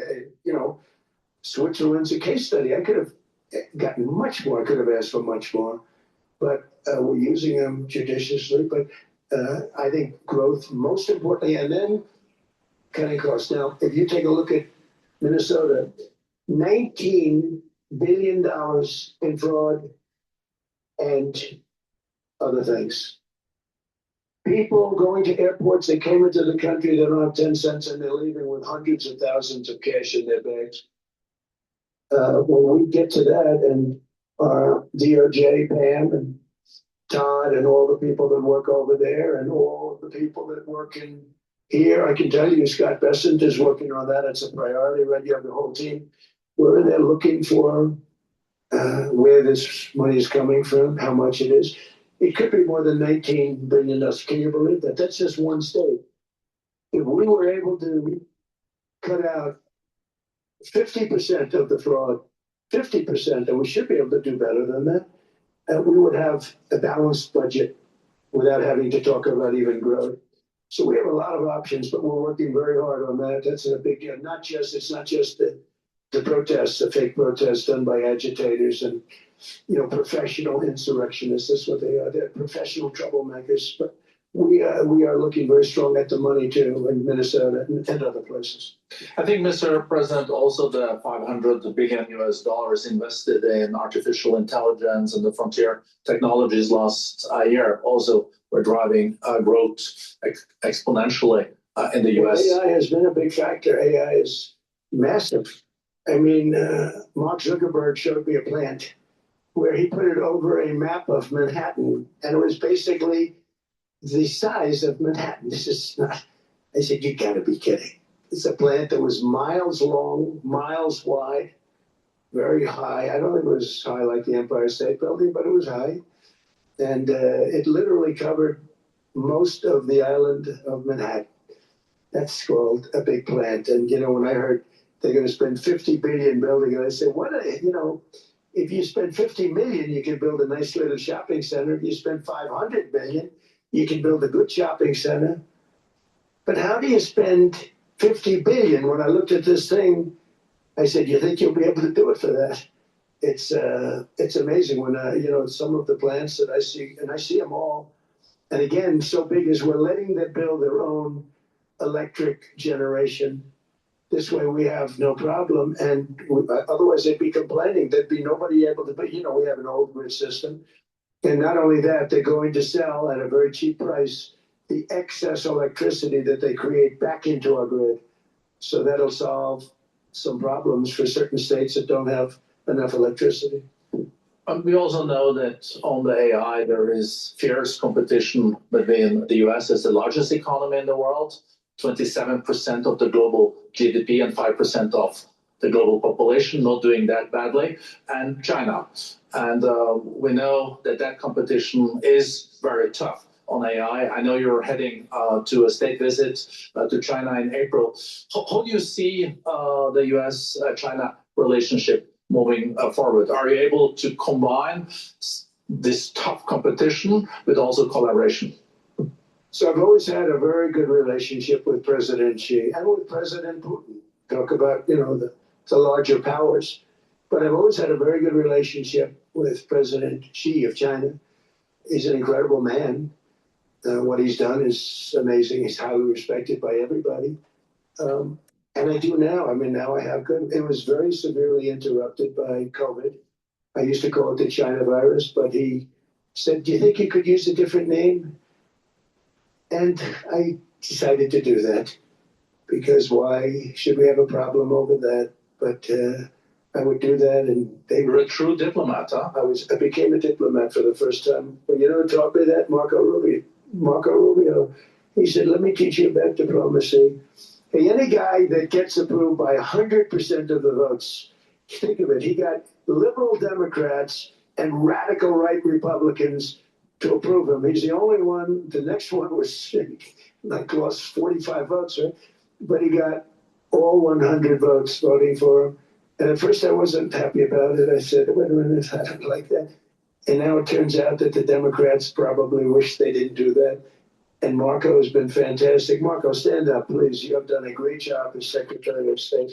He's going to go down as the best Secretary of State. And Scott, and we have Susie, who's the first female Chief of Staff, and she's the best Chief of Staff. And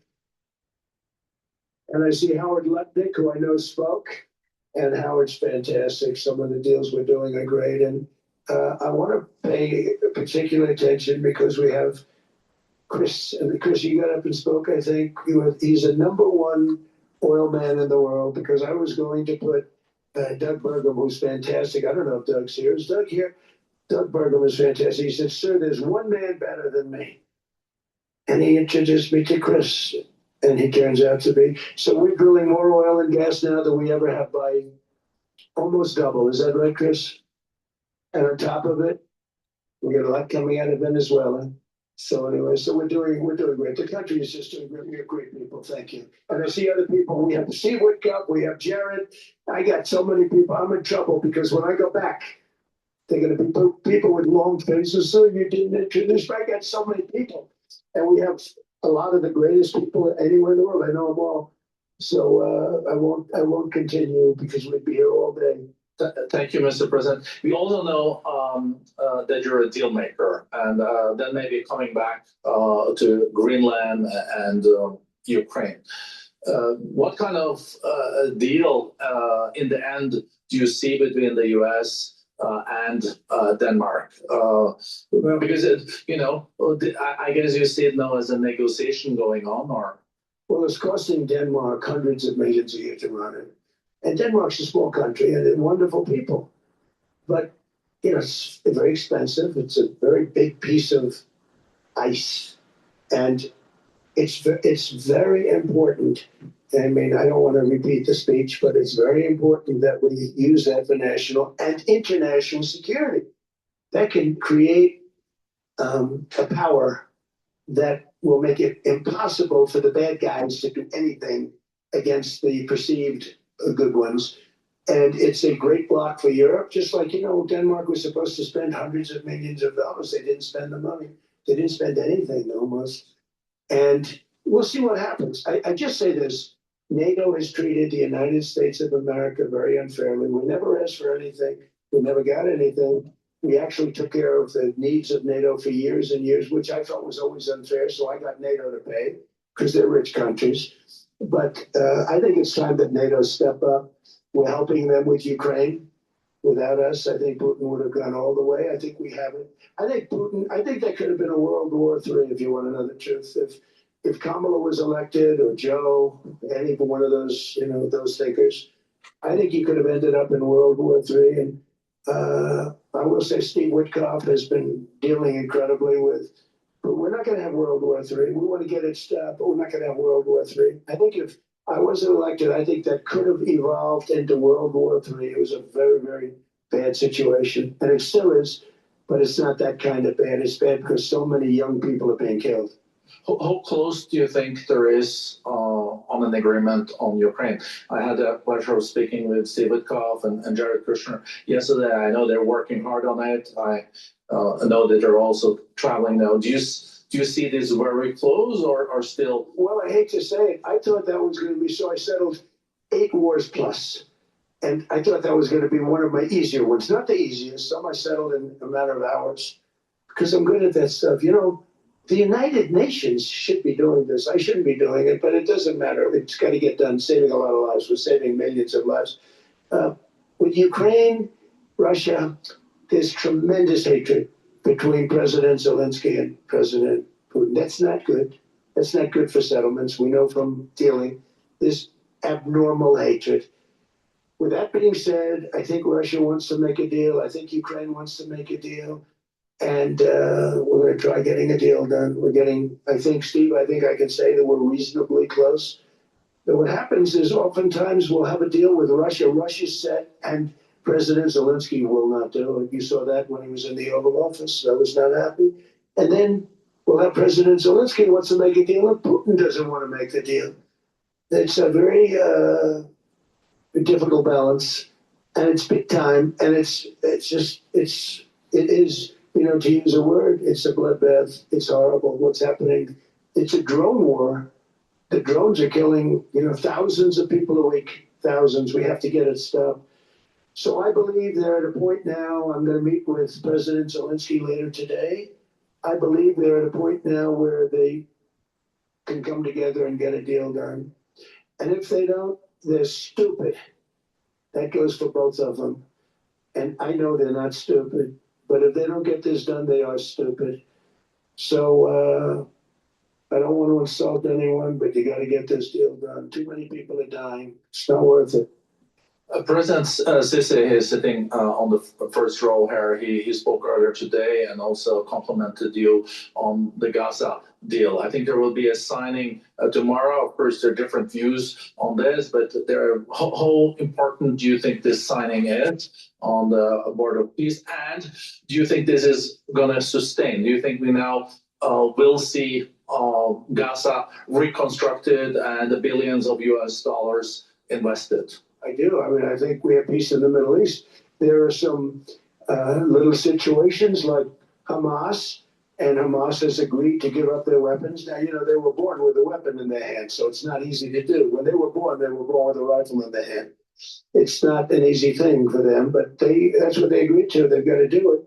And we're going to know, Jared, over the next 2 or 3 days, certainly over the next 3 weeks, whether or not they're going to do it. If they don't do it, they'll be blown away very quickly. They'll be blown away. We have 59 countries that are part of that whole peace deal. And some of those countries aren't even they're near the Middle East, but they're not in the Middle East traditionally. And they want to come in and take out Hamas. They want to come in. They want to do whatever they can. There's a problem with Hezbollah in Lebanon, and we'll see what happens there. But that's a problem. But there are these little flames, but there's peace in the Middle East. Now, had we not gone in and knocked out with those big, beautiful, we just ordered 25 brand new ones, the latest and the greatest, the B-2 bomber. Think of them, they went in there at 2 o'clock in the morning with no moon, no light, no nothing, and every single one of those massive bombs hit its target, 100,000-pound bombs hit its target, every one of them. And then on top of it, from a submarine 300 miles away, we hit the sites with tomahawks, which is an unbelievable weapon. So, we did our job. If we didn't do that, you would have never had peace in the Middle East. And the countries like Saudi Arabia, UAE, and Qatar could never have, and others could never have signed anything because you would have had this dark cloud, and the dark cloud was Iran with nuclear.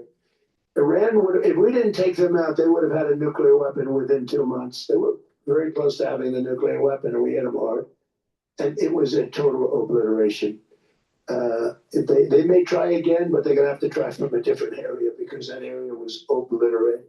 Incredible thing we did. And because we did that, we were able to make peace. If we didn't do that, I would say, Jared and Steve, if we didn't do that, there was no chance of making peace because the countries I just named and other countries could have never signed up. They were afraid. They were afraid. We had a bully. The bully was Iran, the bully of the Middle East. They used to call it for years. They were the bully of the Middle East. They're not the bully of the Middle East anymore.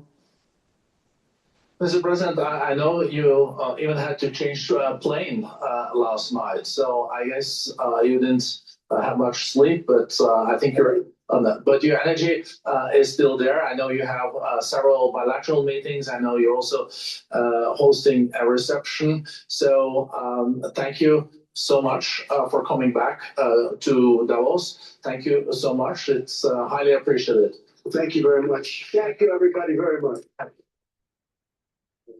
It's about time that the United States started pushing back on the Euro whiners and saying, hey, you've been taking advantage of the American taxpayer because of NATO, because of unfair trade. Now, let's think about this for a second. For a long time, NATO wasn't paying their fair share, but yet Germans can get free education. The UK, France, and many other European nations have lots of social programs for their citizens. And it was the taxpayers from the United States that subsidized it. That's wrong. But we didn't have presidents before Trump actually pushing back. It's about time. Please go to my store, the-studio-reykjavik.com, and get the Myotrol. Myotrol will help to build muscle. Do some resistance training with the Myotrol. Myotrol helps the gene expression to build muscle and maintain muscle. This helps to reduce atrophy. This is perfect to take if you're 40 years of age or older, male or female. This has polyphenols, flavonoids, and lignans to help with the gene expression to build muscle. This will also help the health of your mitochondria so you have energy, the ATP, to build and maintain that muscle. Take it every day. You will benefit from this if you're an athlete too, younger or older, to help to build muscle. Now you can take it separately, or you can take it with the Gladiator Barley, or the Gladiator Barley you can take separately, but there is a synergistic effect if you take Myotrol and Gladiator Barley together. Myotrol helps with the gene expression to build muscle. If you're doing resistance training, Gladiator Barley has the micronutrients and the protein to be able to build that muscle. Now, Gladiator Barley will not just help to build muscle, but also bring down inflammation so you recover quicker after a workout, soak up free radicals through superoxide dismutase, and detoxify your body. So by taking this, you're going to be building up your muscle, helping your immune system, helping your endocrine system, helping your cardiovascular system, helping with brain function, because you're bringing down inflammation and soaking up free radicals. And like I said, if you stack them together, it will help with building muscle. Now, you should be taking this every day to help slow down the aging process, but you will benefit from this if you're an athlete. So if I had Gladiator Barley and Myotrol available when I was in triathlons, when I was in my 20s and 30s, I would be taking this stack for building up strength for the sport. But you can learn from sports medicine to help slow down the aging process, even if you're not an athlete. And that's the whole point of taking the Gladiator Barley. You'll also be able to control your A1C levels better. Omega-3 helps with your cardiovascular health. It helps to bring down inflammation, systemic inflammation, helps to control your lipid profile so you're not depositing plaque in your vascular system. And it also helps to reduce the stickiness of your red blood cells, to reduce overclotting. Vitamin D3, super important to take. It helps to get rid of cells that have been infected. Vitamin D3 is a gene expression cofactor, so your cells perform properly. Vitamin D3 also helps to build denser bone. You take in calcium and take vitamin D3, do some resistance training, you get denser bone over time. And vitamin D3 also helps with your cardiovascular health. All right, with that, let's listen into Bloomberg.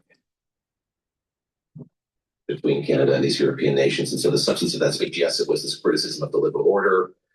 He basically said that the many countries have been misled by aligning themselves with the United States. But if you look at how that has kind of turned into an economic policy platform, he's very much making the case for mid-sized countries. I think this is fascinating and something to chart going forward here. There's been so much focus on the primacy of the United States, the role of the alliance that you would have with the United States. He's saying, look, Canada is a good middle-sized country in its own right. There is room here for more coordination and collaboration among countries like that. And so I think that's part and parcel of what we've seen for him extending this arm to Europe to try to develop that kind of relationship going forward. Right. And it's not just to Europe as well, because Canada has now looked to China as a partner increasingly in this new world order, right? I mean, he's embraced China in a way that would probably have surprised Justin Trudeau just a year or two ago. They've come to an agreement here, opening the door to electric vehicles from China, auto investment from China. I mean, he's, in a way, being forced to remake Canada's economy. Absolutely. And Davos was the last stop on a very significant trip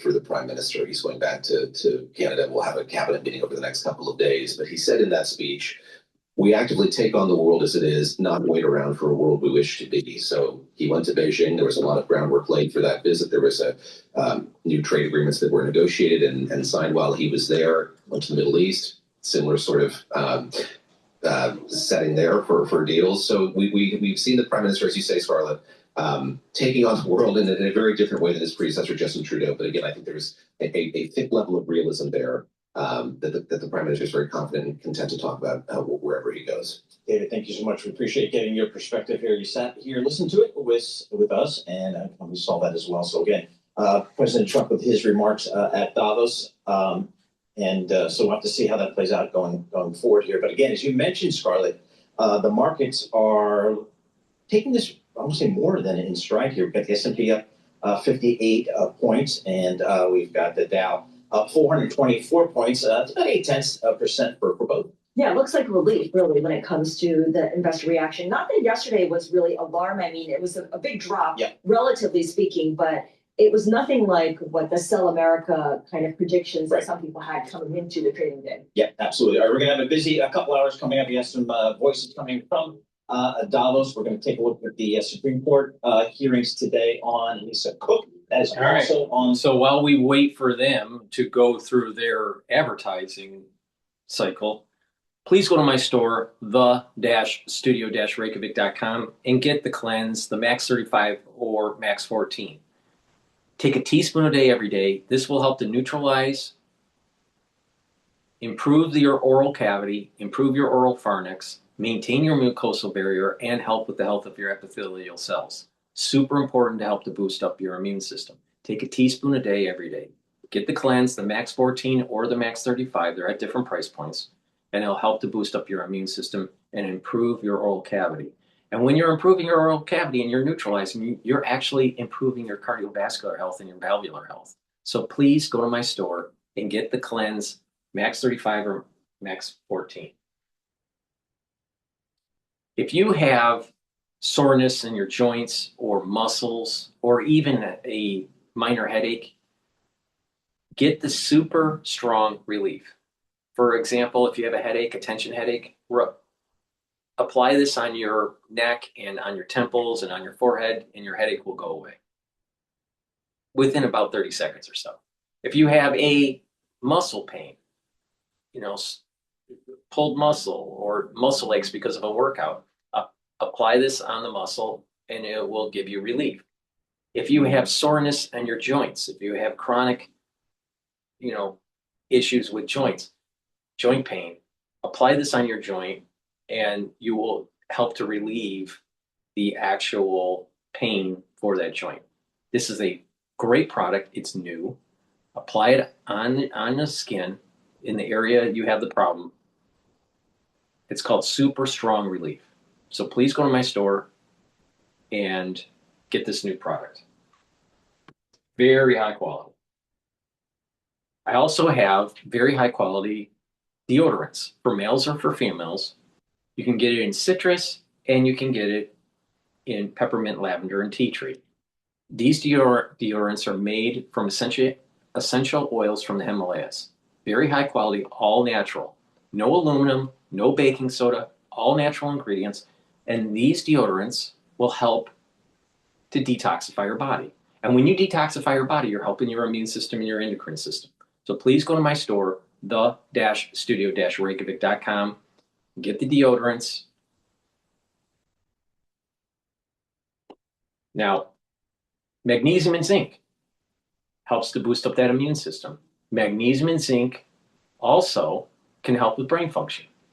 Magnesium is super important for brain function. Magnesium also helps the efficacy of vitamin D3. Your vitamin D3 will perform better if you actually take magnesium. So please go to my store, the-studio-reykjavik.com, get the magnesium and zinc, boost up that immune system and your brain function.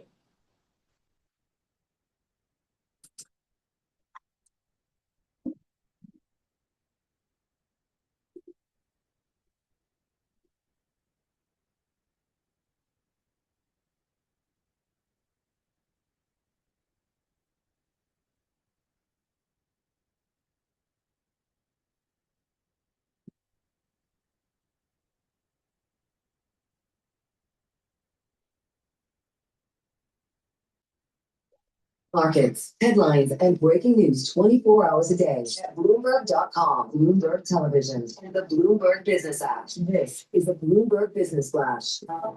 Hey, I'm John Tucker, the Bloomberg Newsroom with this Bloomberg Business Flash, brought to you by IBKR. Will the U.S. unemployment rate exceed 4.5% in January 2026? at IBKR Forecast Trader. The yes was recently at 33%. Start predicting today at ibkr.com/forecast. Last trading day of this contract, February 6, 2026. Stocks right now, they are higher after yesterday's sell-off after President Trump told the world that economic reform he didn't want to use excessive force to acquire Greenland. You have 10 of the 11 major industry groups in the S&P 500. They are higher right now. Energy, that's in the lead. You can guess why. Johnson & Johnson's fourth quarter sales beat expectations, but the stock right now is lower down almost 2%. They had a bit of a setback in the cancer lawsuit of their top products. Netflix, after the close, delivered a disappointing forecast for earnings. They're spending more. Netflix right now, those shares down 2.6%. Meantime, Bob Michael, Chief Investment Officer and Global Head of Fixed Income at Morgan Stanley, JP Morgan Asset Management, says things are a bit chaotic. I know last night I went to bed in a panic and woke up in one, and it didn't get any better. Right now, the S&P 500 is up 49 points. Dow Jones Industrial Average up 477. And I think the 30-year bonds and elections right now. And this weekend, they say they did something a bit natural gas futures and jumping more than 50% as a result in 2 days. The bigger story is talking about Ron Harlan, our meteorologist. It's the deep freeze, not the snow or the ice that we could potentially get. The deep freeze is going to get even deeper. And then you have the snowstorm on top of that. Snowstorm potentially in the city, but for the east and much of the country as well. That gas futures right now 23% higher. I mean, I'm through like end of next week, and there's going to be more. So that's kind of your yes. I think you have the best thermometer, so I can check it when I go. Somebody has raised it to 75. Guess what? That's going down to 65. Hey, check the markets and thermostats right here. I'm John Sucker. And that's your Google Business Flash Bulb. We did have some economic data this morning, which I'm just going to catch everyone else up on because in the excitement over President Trump's speech at Davos, so we kind of overlooked it, but it was on housing. And this is something, of course, that's very much on the White House's mind as it tries to address affordability concerns. Pending sales of U.S. existing homes fell in December by 9.3%. The consensus estimate was for a drop of 0.3%, and this follows a gain of 3.3% in the month of November. So this is an index of contract signings. That's the way they measure this.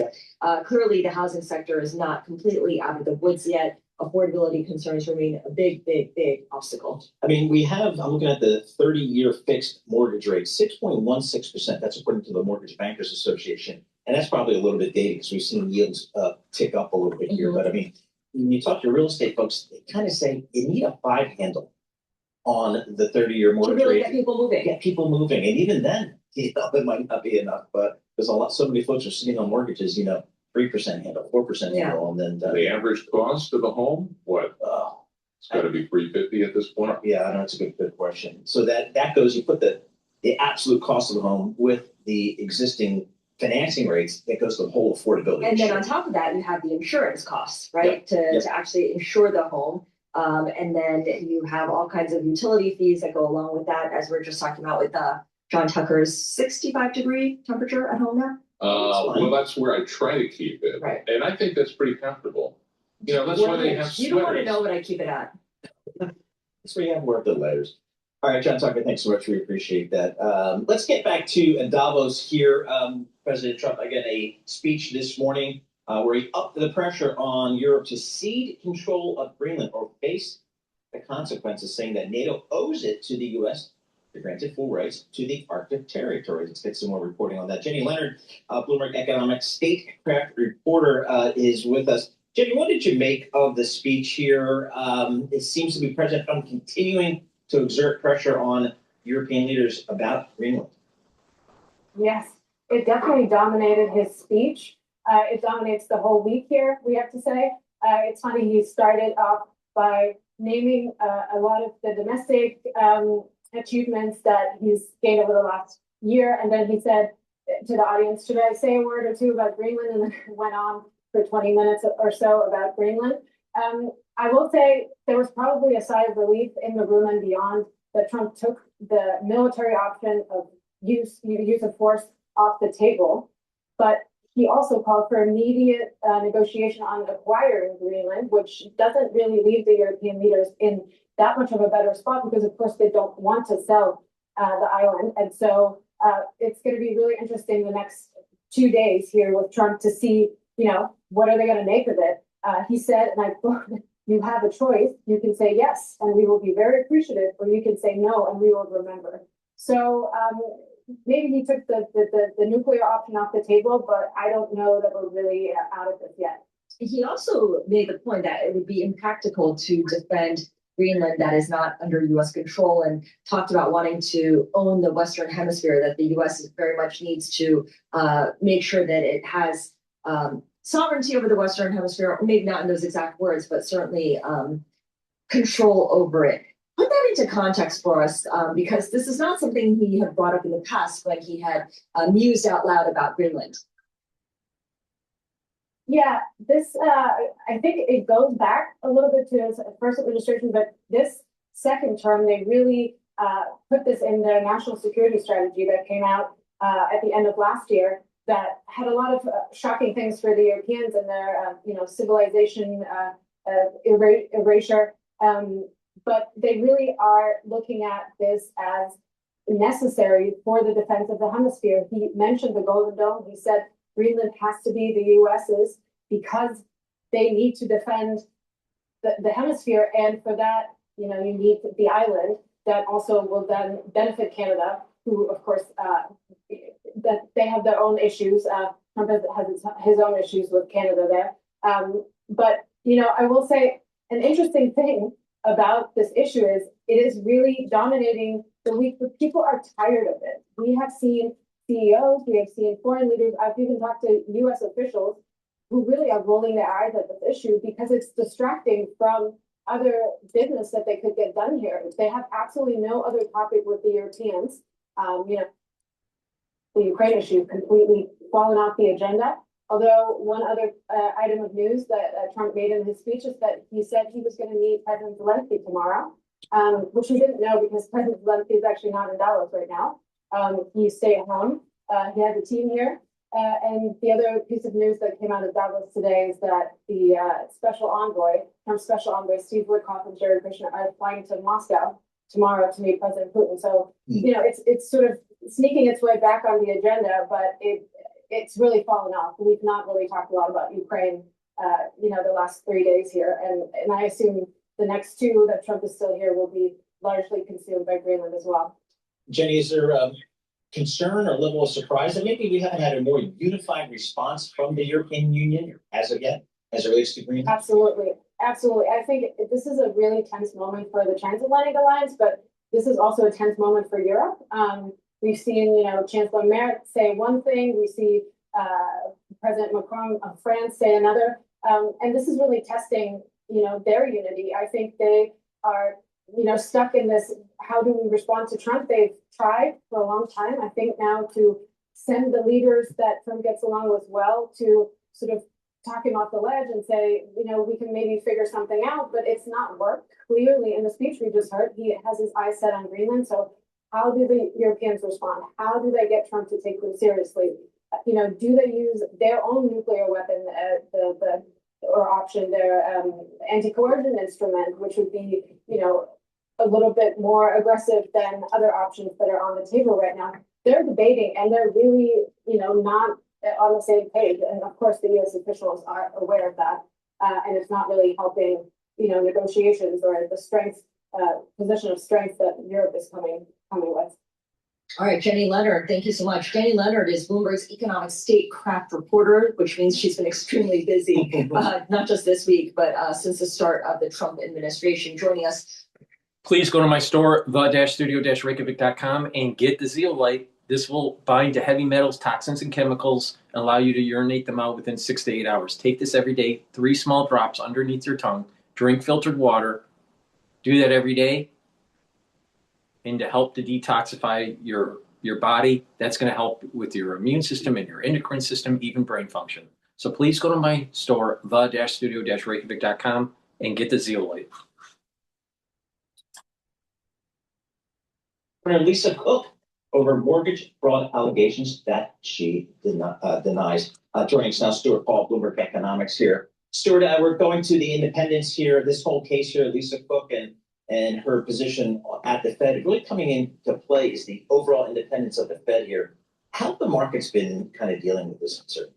The markets have been digesting this reasonably well. It's actually very interesting. The idea of market confidence in the Fed's independence has been the central focus of oral arguments that have taken place so far. Oral arguments kicked off at 10 o'clock Eastern time this morning. And this has really been the central focus of both the associate justices that have spoken up so far and the Solicitor General who's arguing Trump's case before the court. Right now, the question that the court has to consider is whether Governor Cook should remain in office while litigation continues regarding the legality of Trump's removal of Governor Cook from office. So the court has to wrestle exactly with this idea. Would irreparable harm be done, and there, say a market sell-off take place if Cook were removed right now while this litigation is continuing?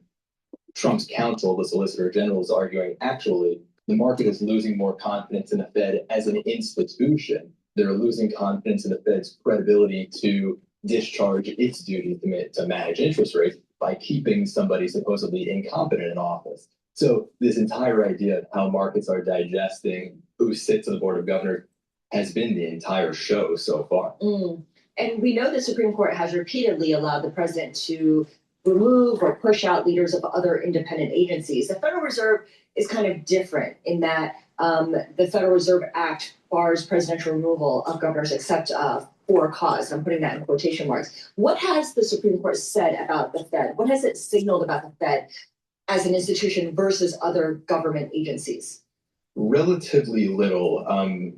It signaled relatively little about the Fed that differentiates it from other institutions, other than the fact that it's answerable primarily to Congress. Its mandate is set by Congress. There are limitations on the president's ability to remove somebody except for cause. What constitutes cause in this case is pretty difficult, because the question is whether or not Cook as an individual has the capacity to even just perform her duties based on the allegations of financial impropriety that took place before she was ever even in the role. So the question of just general competence is one that's at play here. And it's not as though Trump is even alleging that she did anything specifically wrong in discharging her duties as a job. And so the question of for a cause, this idea of for cause removal is being stretched no matter what. Well, certainly seems competent from an educational perspective. Undergraduate degree from Spelman College, another degree from Oxford, and then throw in a PhD from Berkeley. That seems pretty solid to me. I don't know. What's the timing here about when we may hear from this court? Is it something we're going to hear in the relatively near? Just because she went to a prestigious school doesn't mean, or a prestigious education doesn't mean that she has morality. So no matter what, Cook is going to be staying in her role to that point. And the question before the court is whether she can stay while additional litigation continues. My expectation is that she will. Okay, so that means that she will be in place for January 28th, the FOMC decision at the end of this month, March 18th, April 29th, and June 17th, when most of the market is looking for the Fed to cut rates around then. That's right. Basically, no expectations for a rate cut before then. Personally, I think this will have relatively little bearing on Cook's decision to vote for or against any rate cuts. It doesn't seem as though she's been especially vocal in one direction or another, and it doesn't seem as though she's even been vocal about the importance of the Fed asserting its independence. One of the things that you would take as an indication that she'd prefer to stand pat and keep rates steady. Is she one of the Fed officials who regularly speak to media at public events? I mean, is she on the calendar a lot? She's on the calendar less than most, and she's really dialed back her public engagement while this has been taking place. All right, Bloomberg Economics, what are you guys thinking about here with this Fed here, with the economic data? What's the data telling you guys about how this economy is looking, how this Fed should be reacting? Well, the Fed is charged with basically skating to where the puck is going. Right now, growth is running above potential, inflation is still hot, but the question is, will conditions like that remain? Our expectation is that the pace of inflation is going to cool materially in the year ahead, so the Fed is going to become more comfortable cutting interest rates, particularly in the second half of the year. Our outlook is for inflation to run at a pace closer to 2.2% as we close out 2026. So the Fed can cut, let's say, 3 times or even 4 times in the second half of this year. So we're a bit outside of consensus with our expectation that the Fed is going to deliver relatively swift cuts, but mostly in the second half of this year. In terms of data that's coming out before January 28th, the decision, what's likely to move the needle, or have we gone past that point? I think that we're mostly past that point. We will get the Fed's preferred inflation gauge, the core PCE price index, tomorrow, but the data are for October and November, so relatively stale. Also, the Fed's able to estimate those with reasonable precision, given the CPI and PPI components. Expect an uptick in the annual pace of headline and core PCE inflation to 3.0 and 2.9%, both from 2.8% in September, the last month for which we have data, and that's just through November. So again, inflation is running hot. Everybody already knows that. The question is where inflation is going from here. We think that we're past peak tariff pass-through, and when the Fed starts to become a little bit more comfortable with that reality, we expect they're going to deliver cuts, but only later this year. About on the labor market, how concerned we've seen that unemployment rate tick up here, but still in a reasonable area, I guess, for most people in the market. How do you guys think about that? Yeah, the unemployment rate fluttering around 4.5%. I think the thing that matters most right now is whether the labor market is generating any sort of additional inflation pressure. And there's basically no indication to me that the labor market is a source of inflation pressure. We're looking at aggregate labor income growth falling from a pace of about 5% to about 3.5% this year. And that's with hiring running at about 35,000 jobs per month and the pace of wage growth ticking down just a little bit because of that cooling in the labor market. So while we have a balance of labor supply and demand, we're just not seeing any sort of upward pressure on wages. In fact, we're seeing some downward pressure on wages based on employer-induced churn in the labor market. We see a lot of employers that are firing people and then relisting job openings as a way of lowering their labor costs. Now, roll it back to the pandemic, we saw people quitting and firms opening up new jobs as a way of, bidding up the cost of labor. So we're really seeing very, very little evidence that there's any labor market-induced inflation pressure. And when that's the case, again, the Fed should become more comfortable in time cutting rates. Stuart Paul, thank you so much. Stuart Paul is a U.S. economist with Bloomberg Economics. What the team really sees when it comes to the U.S. economy, and of course, keeping us up to date on the Supreme Court hearing on Lisa Cook and her future at the Federal Reserve Board. Stuart is an avid skier, so he likes these low temperatures. He likes the fact that snow's coming this weekend. So there you go. All right, let's head back to Davos. Ken Griffin, founder and CEO and co-chief investment officer at Citadel, speaking with Bloomberg Television's anchor, Eric Schatzker. Let's listen in. To characterize his remarks. I'm not good at these sort of like guess-or games. Well, that's precisely why let me tell you what will be maybe out of sync with many other people's views. Oh, all right. Okay. He gave a speech where he unquestionably made it clear that the United States wants to see Europe economically prospering. And I think that was a really important message to be delivered, and I hope the Europeans heard it. Because over the course of the last 12 months, there's been a tremendous amount of friction between our two continents, and we are long-standing allies. But at the end of the day, the United States wants to see Europe prosper. And for the free world to prosper, Europe must grow faster. Yep. Is the way to get Europe to prosper, to get Europe to grow faster, Stop the social programs. Competitive. Is the right way to do that to troll European leaders? To Yes. Emmanuel Macron? Yes, this is America. Likes to troll people of all backgrounds. It's not limited to just leaders. Exactly. And will people of all backgrounds respond in the way that we or he might like them to as a result? No, of course not. But it's just part of his shtick. Just who he is. It's who he is.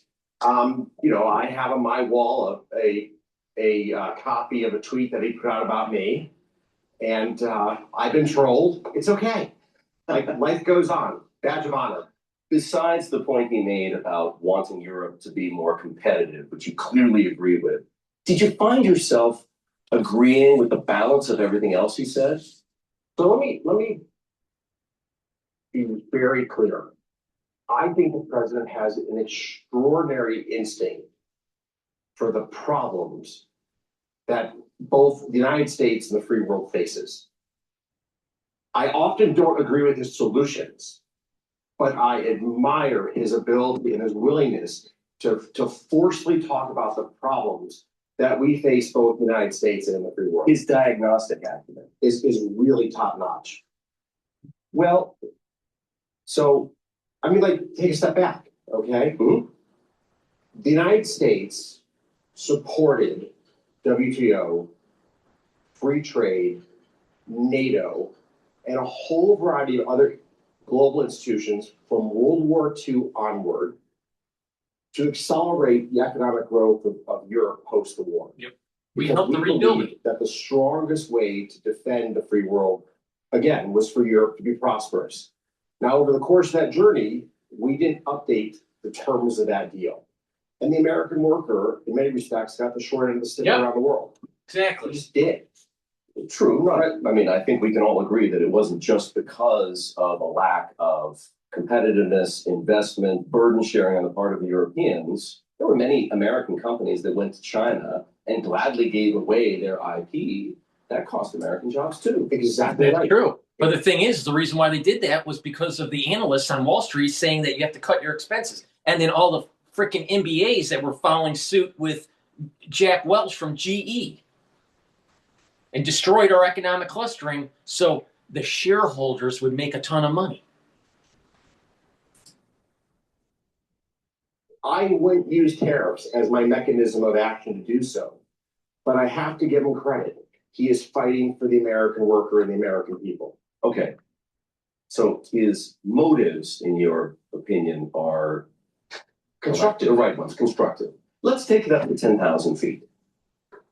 One of the reasons that this room is so full, Ken, is because you have a quality that distinguishes you somewhat obviously from many other business leaders, and that is your willingness to speak out, to champion what you believe is right, and to challenge what you believe is wrong. And we saw you do that with the Biden administration. You were a vocal critic. You took issues publicly with his policies and the posture of his administration. But you're fair about it. As you put it once upon a time, country before party. You've done it to President Trump as well. In April, some of you may recall, not long after Liberation Day, you criticized President Trump for moving too fast, alienating allies, making Americans poorer, and tarnishing the sterling reputation of U.S. assets. So here we are, right? For those who aren't counting, this is the second day of the second year of Trump's second presidency. What do you think now? This is the 10,000-foot view. Is he doing what's right for America? Yes. Not just diagnosing the problem. No, he's definitely doing what's Policies and execution. Yeah. Build the economic cluster in the United States. He was elected into office because of two really material problems. Number one is our southern border was utter chaos. Millions of people streamed into our country from all kinds of backgrounds, some of which, frankly, backgrounds we wouldn't want, but they streamed into the United States illegally. That's what it is. It was illegal mass immigration. And the president secured the border. I mean, he brought that to an absolute halt. And I really hope that he makes it clear that the United States still embraces legal immigration. I think we need to reiterate that point quite a bit, because one of the great superpowers of America is that we've attracted so many brilliant people from around the world, but the chaos at the southern border, he ended. Big policy triumph. The second issue that he was elected around was that of inflation. The Biden administration, we had rampant inflation in the United States, combination of fiscal stimulus that was just beyond the appropriate levels, and monetary policy that was slow to react to the fiscal stimulus that was occurring. We had a level of untenable inflation in the United States of America. And if you were a retiree and your savings were in fixed income assets, you were seeing your future dim every single day. And you had enough. And the president is really trying to grapple with the issue of inflation. You know, it's quite ironic to see the Democrats have changed the language to affordability to try to attack President Trump for the rise in prices that largely occurred in the Biden administration. But the president right now, I think, really does have the message that he has to address the high cost of living in the United States. How do we make sure that the American retiree or the American worker, that every dollar they have goes further and their quality of life improves? I might come back to immigration, but specifically on the point of the Bloomberg questionnaire. He's always pushing paper.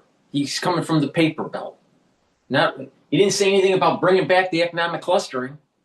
Trump's always bad. You know what? This is the problem with Bloomberg. They're not God, country, and family. They're New World Order and hell with everything else. Please go to my store. Help support the work that I do. All these videos are for free. If you get the supplements that I offer, you take them like I'm taking them, you're going to slow down the aging process. Get the Boomer Boost. This will help with brain function, cardiovascular health, help with building musculature, rev up your metabolism, increase your energy levels, slow down the aging process, boost up that immune system, help with controlling your A1C levels, help controlling and improving your endocrine system. You get a lot of benefits if you take this every day. This is a month supply. You mix it with soft foods like hummus or yogurt or applesauce. You can mix it in a smoothie, take it with milk. Some people even just mix it with filtered water. But the point is take it every day. I take it with soft foods like hummus. But take it every day and you're going to notice that you're going to have a steady burn of energy. You're going to be able to concentrate. You're going to get rid of that brain fog. You're going to sleep better. And you're going to also notice that when you're doing resistance training and some cardio, that you're improving your fitness. So please go to my store and get the Boomer Boost. Also, collagen. You can take it with the collagen that I have on my store. But collagen is a new product. And what this will do is help to remodel your joints. Either if you have a shoulder joint injury or knee issue or hip issue, all right? How this works is that it will help to remodel the joint using collagen 2 and also ACAN.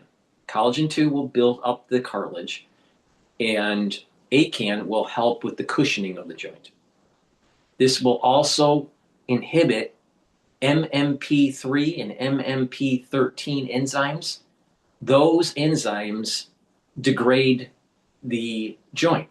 This will help to inhibit that. So you're stopping the joint degradation. Now, it will also help to inhibit EP4, which causes pain. So you're going to notice that your pain is going to go down, you're remodeling the joint, and you're stopping the erosion. Super important. And collagen also helps to use glucosamine to help to remodel the cartilage in your joint. And it also helps for chondroitin to come in and help remodel the cushioning of the joint. This is a very effective supplement to take. So please go to my store, get the Kala Gene, take it every day, drink it with filtered water, and you'll notice that your joints over time are improving. We have too few houses. I do think it's really important for people So that to know that you're willing to See that? say that. Yes, I The difference I here? do. I do. Let the American entrepreneur get to work, and with competition and with the burden of government off their backs, they can solve the problems that we face in day-to-day life. You know, Well, what this can, I mean, at least I have to give you credit for being consistent. This has been your rallying cry for the better part of 15 years, if not longer, economic freedom. Well, I mean, maybe it's because I view what we do at Citadel as part of that story of unleashing entrepreneurs. You know, if you look at the US equity market, for example, it's one of the most efficient markets in the world. And it's been driven by incredibly competitive dynamics between us and a handful of firms that have radically dropped the cost of trading for all over the course of the last 2 decades. So since we're talking about the American economy, for the moment, we will change our focus shortly. Let me ask you, because you said on those particular issues, you take issue with some of the things he's doing. It would be great if we had more housing supply. Or credit cards, how do we increase competition? Right. Like, what is it that gives a Wells Fargo or a JP Morgan or a Capital One such incredible commercial advantages that it forecloses in a material way new entry? And are there steps that we can take that are equitable that will increase competition amongst credit card issuers that will bring down rates for all consumers on using their credit card? The worst thing we can do, if you regulate the maximum interest rate that you can charge, you actually reduce the stock of credit in society, particularly to younger people who have poor credit scores or people who have difficult times in life. And the younger people with poor credit scores in particular, those are people that literally start their business with their Visa card. I want to go back, take those entrepreneurs out of the economy. You really meaningfully reduce new firm creation, new job growth, and the innovation that makes America so special.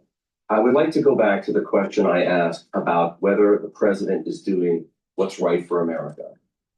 And you initially responded to me by saying he did what he said he was going to do. He tackled illegal immigration, and he's doing something about tackling inflation. It's still a work in progress, obviously. There are a number of other policies and positions that have a bearing on U.S. economic growth and U.S. economic competitiveness, particularly in the global arena. And I'd just like to understand, get a sense from you, channeling, I think, the interest here in the audience about whether you agree or disagree with where he is on the following.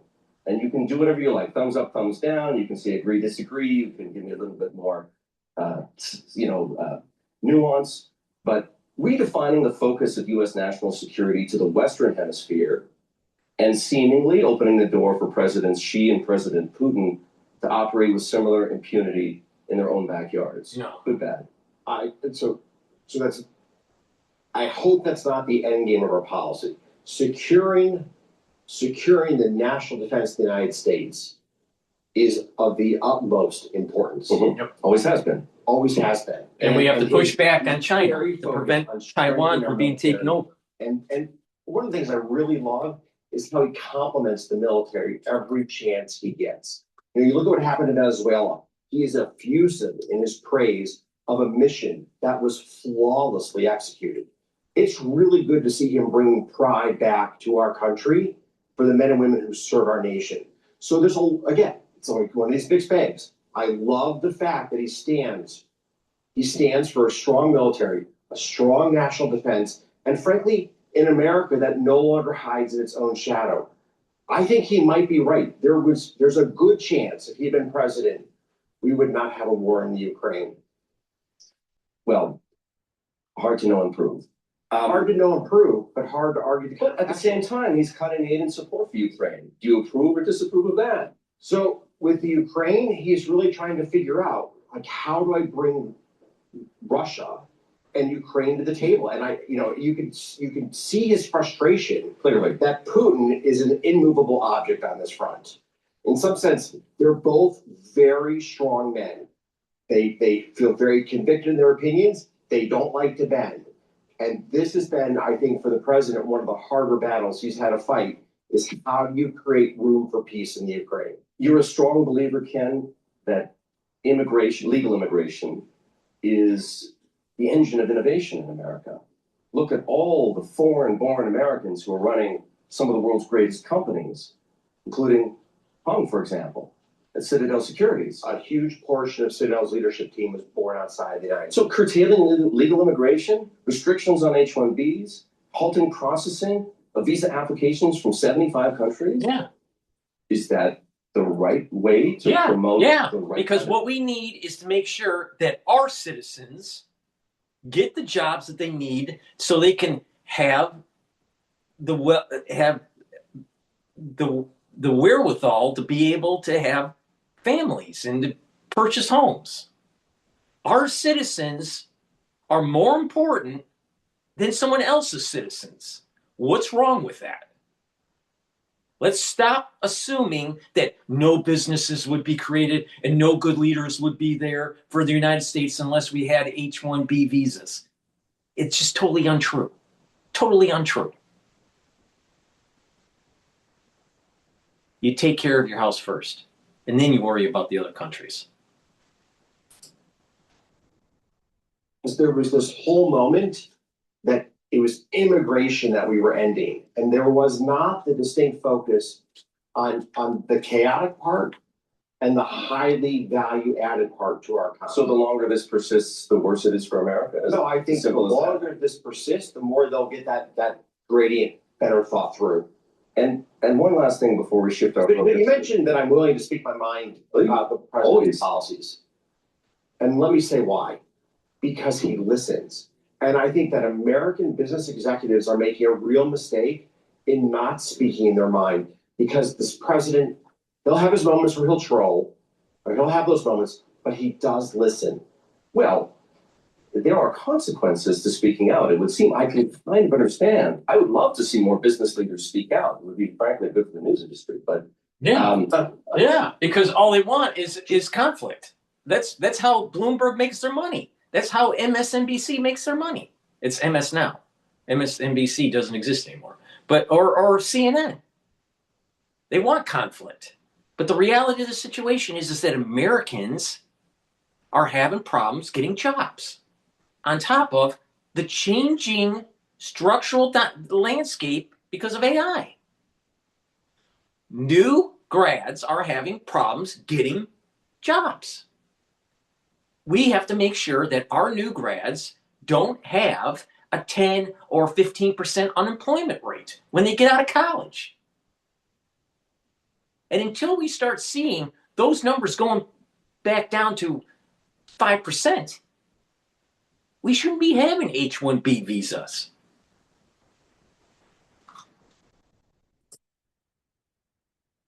House and Senate have a chance to understand my point of view. Been involved deeply in the American political process for 20 years. And I have a number of friends in the House and in the Senate, and I want them to have a chance to be informed about my thoughts on our policies. So I think American executives really should not be afraid to use their voice with this administration. The first administration in a long time, Trump 1, Trump 2, that has clearly put the interests of the American business community first. I mean, I can't tell you, you didn't touch on this, but the regulatory deluge under Biden. Well, I didn't touch on it because we have covered it extensively in past conversations. Was suffocating. Suffocating. Oh, no, I know you're, and it is such a relief in the United States these days to be able to go back to business. Let's shift our focus to Europe for a moment. It's important for me. We need to have policies in place that helps the American worker and helps the American business. And I don't care about other countries. I don't care about other countries' citizens. It's important. We spend, through our tax dollars, most people that go to college are going to state universities. That is subsidized by state taxes and federal grants. Our tax dollars are subsidizing state education. It's also subsidizing, in some degree, also private schools. But the point here is that American taxpayers are subsidizing state education, where most people go to school. Yet, we're letting so many people with the H-1B visas coming in and having a 15% unemployment for our new grads. No, part of the reason why the new grads have a high unemployment rate is due to picking the wrong degree. But that's not the case for everybody. And in many cases, what happens is that these companies, they take advantage of the H-1B visa holder because they know they've locked them in because they're sponsoring them, so they're not going to leave, and they're usually getting them at a lower rate than a regular citizen. So, no, we need to take care of our own first. And our tax dollars were to subsidize these state schools to allow for our citizens to be able to get jobs. That was the whole point. Please go to my store, the-studio-reykjavik.com, and get the C60. You can get it in avocado oil, extra virgin olive oil, and MCT coconut oil. You can get a 2 ounce, a 4 ounce, or an 8 ounce configuration. You take a teaspoon a day, preferably on an empty stomach, every day. If you work out, take it before you work out, you'll be able to recover quicker. It soaks up free radicals. It will help with your brain function, your cardiovascular health, your immune system, your endocrine system. It boosts up the health of your mitochondria and your cells because it's going to soak up the free radicals, reduce stress on the mitochondria. The mitochondria will produce more ATP. Your cells will have more energy. Your tissues will perform better. And your organ systems will perform better. At the neuron level, you'll have better neurotransmitter concentrations. You'll have healthier neurons. You'll have less stress in the neuron. You'll have healthier mitochondria. You'll have more energy. And at the vascular level, when you soak up free radicals in your bloodstream, you're reducing plaque formation. So please go to my store, the-studio-reykjavik.com, get the C60, take a teaspoon a day every day. In the first 2 months, you're going to start noticing that your endocrine system and your immune system is working better and you have more energy. You take this for 1 year, and when you compare yourself before and after, you will look younger. Why? Because it also soaks up free radicals at the basal layer, which is where your new skin cells are produced. So if the basal layer is healthier, your skin that's being regenerated, is going to be healthier. This is part of the reason why you look younger. But on top of having a better immune system and endocrine system, this stacks really well with resveratrol. Please go to my store, the-studio-reykjavik.com, get the C60. It's 1,000 times stronger than vitamin C, and it will slow down the aging process. That's the end of my broadcast. Thank you for listening. Share the links. Ask your social media to follow me. And please go to my store and get the great supplements that I use every day to slow down the aging process. And use discount 5. All caps, discount the number 5. Please go to my store, the-studio-reykjavik.com.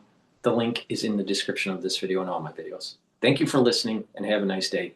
And America's back.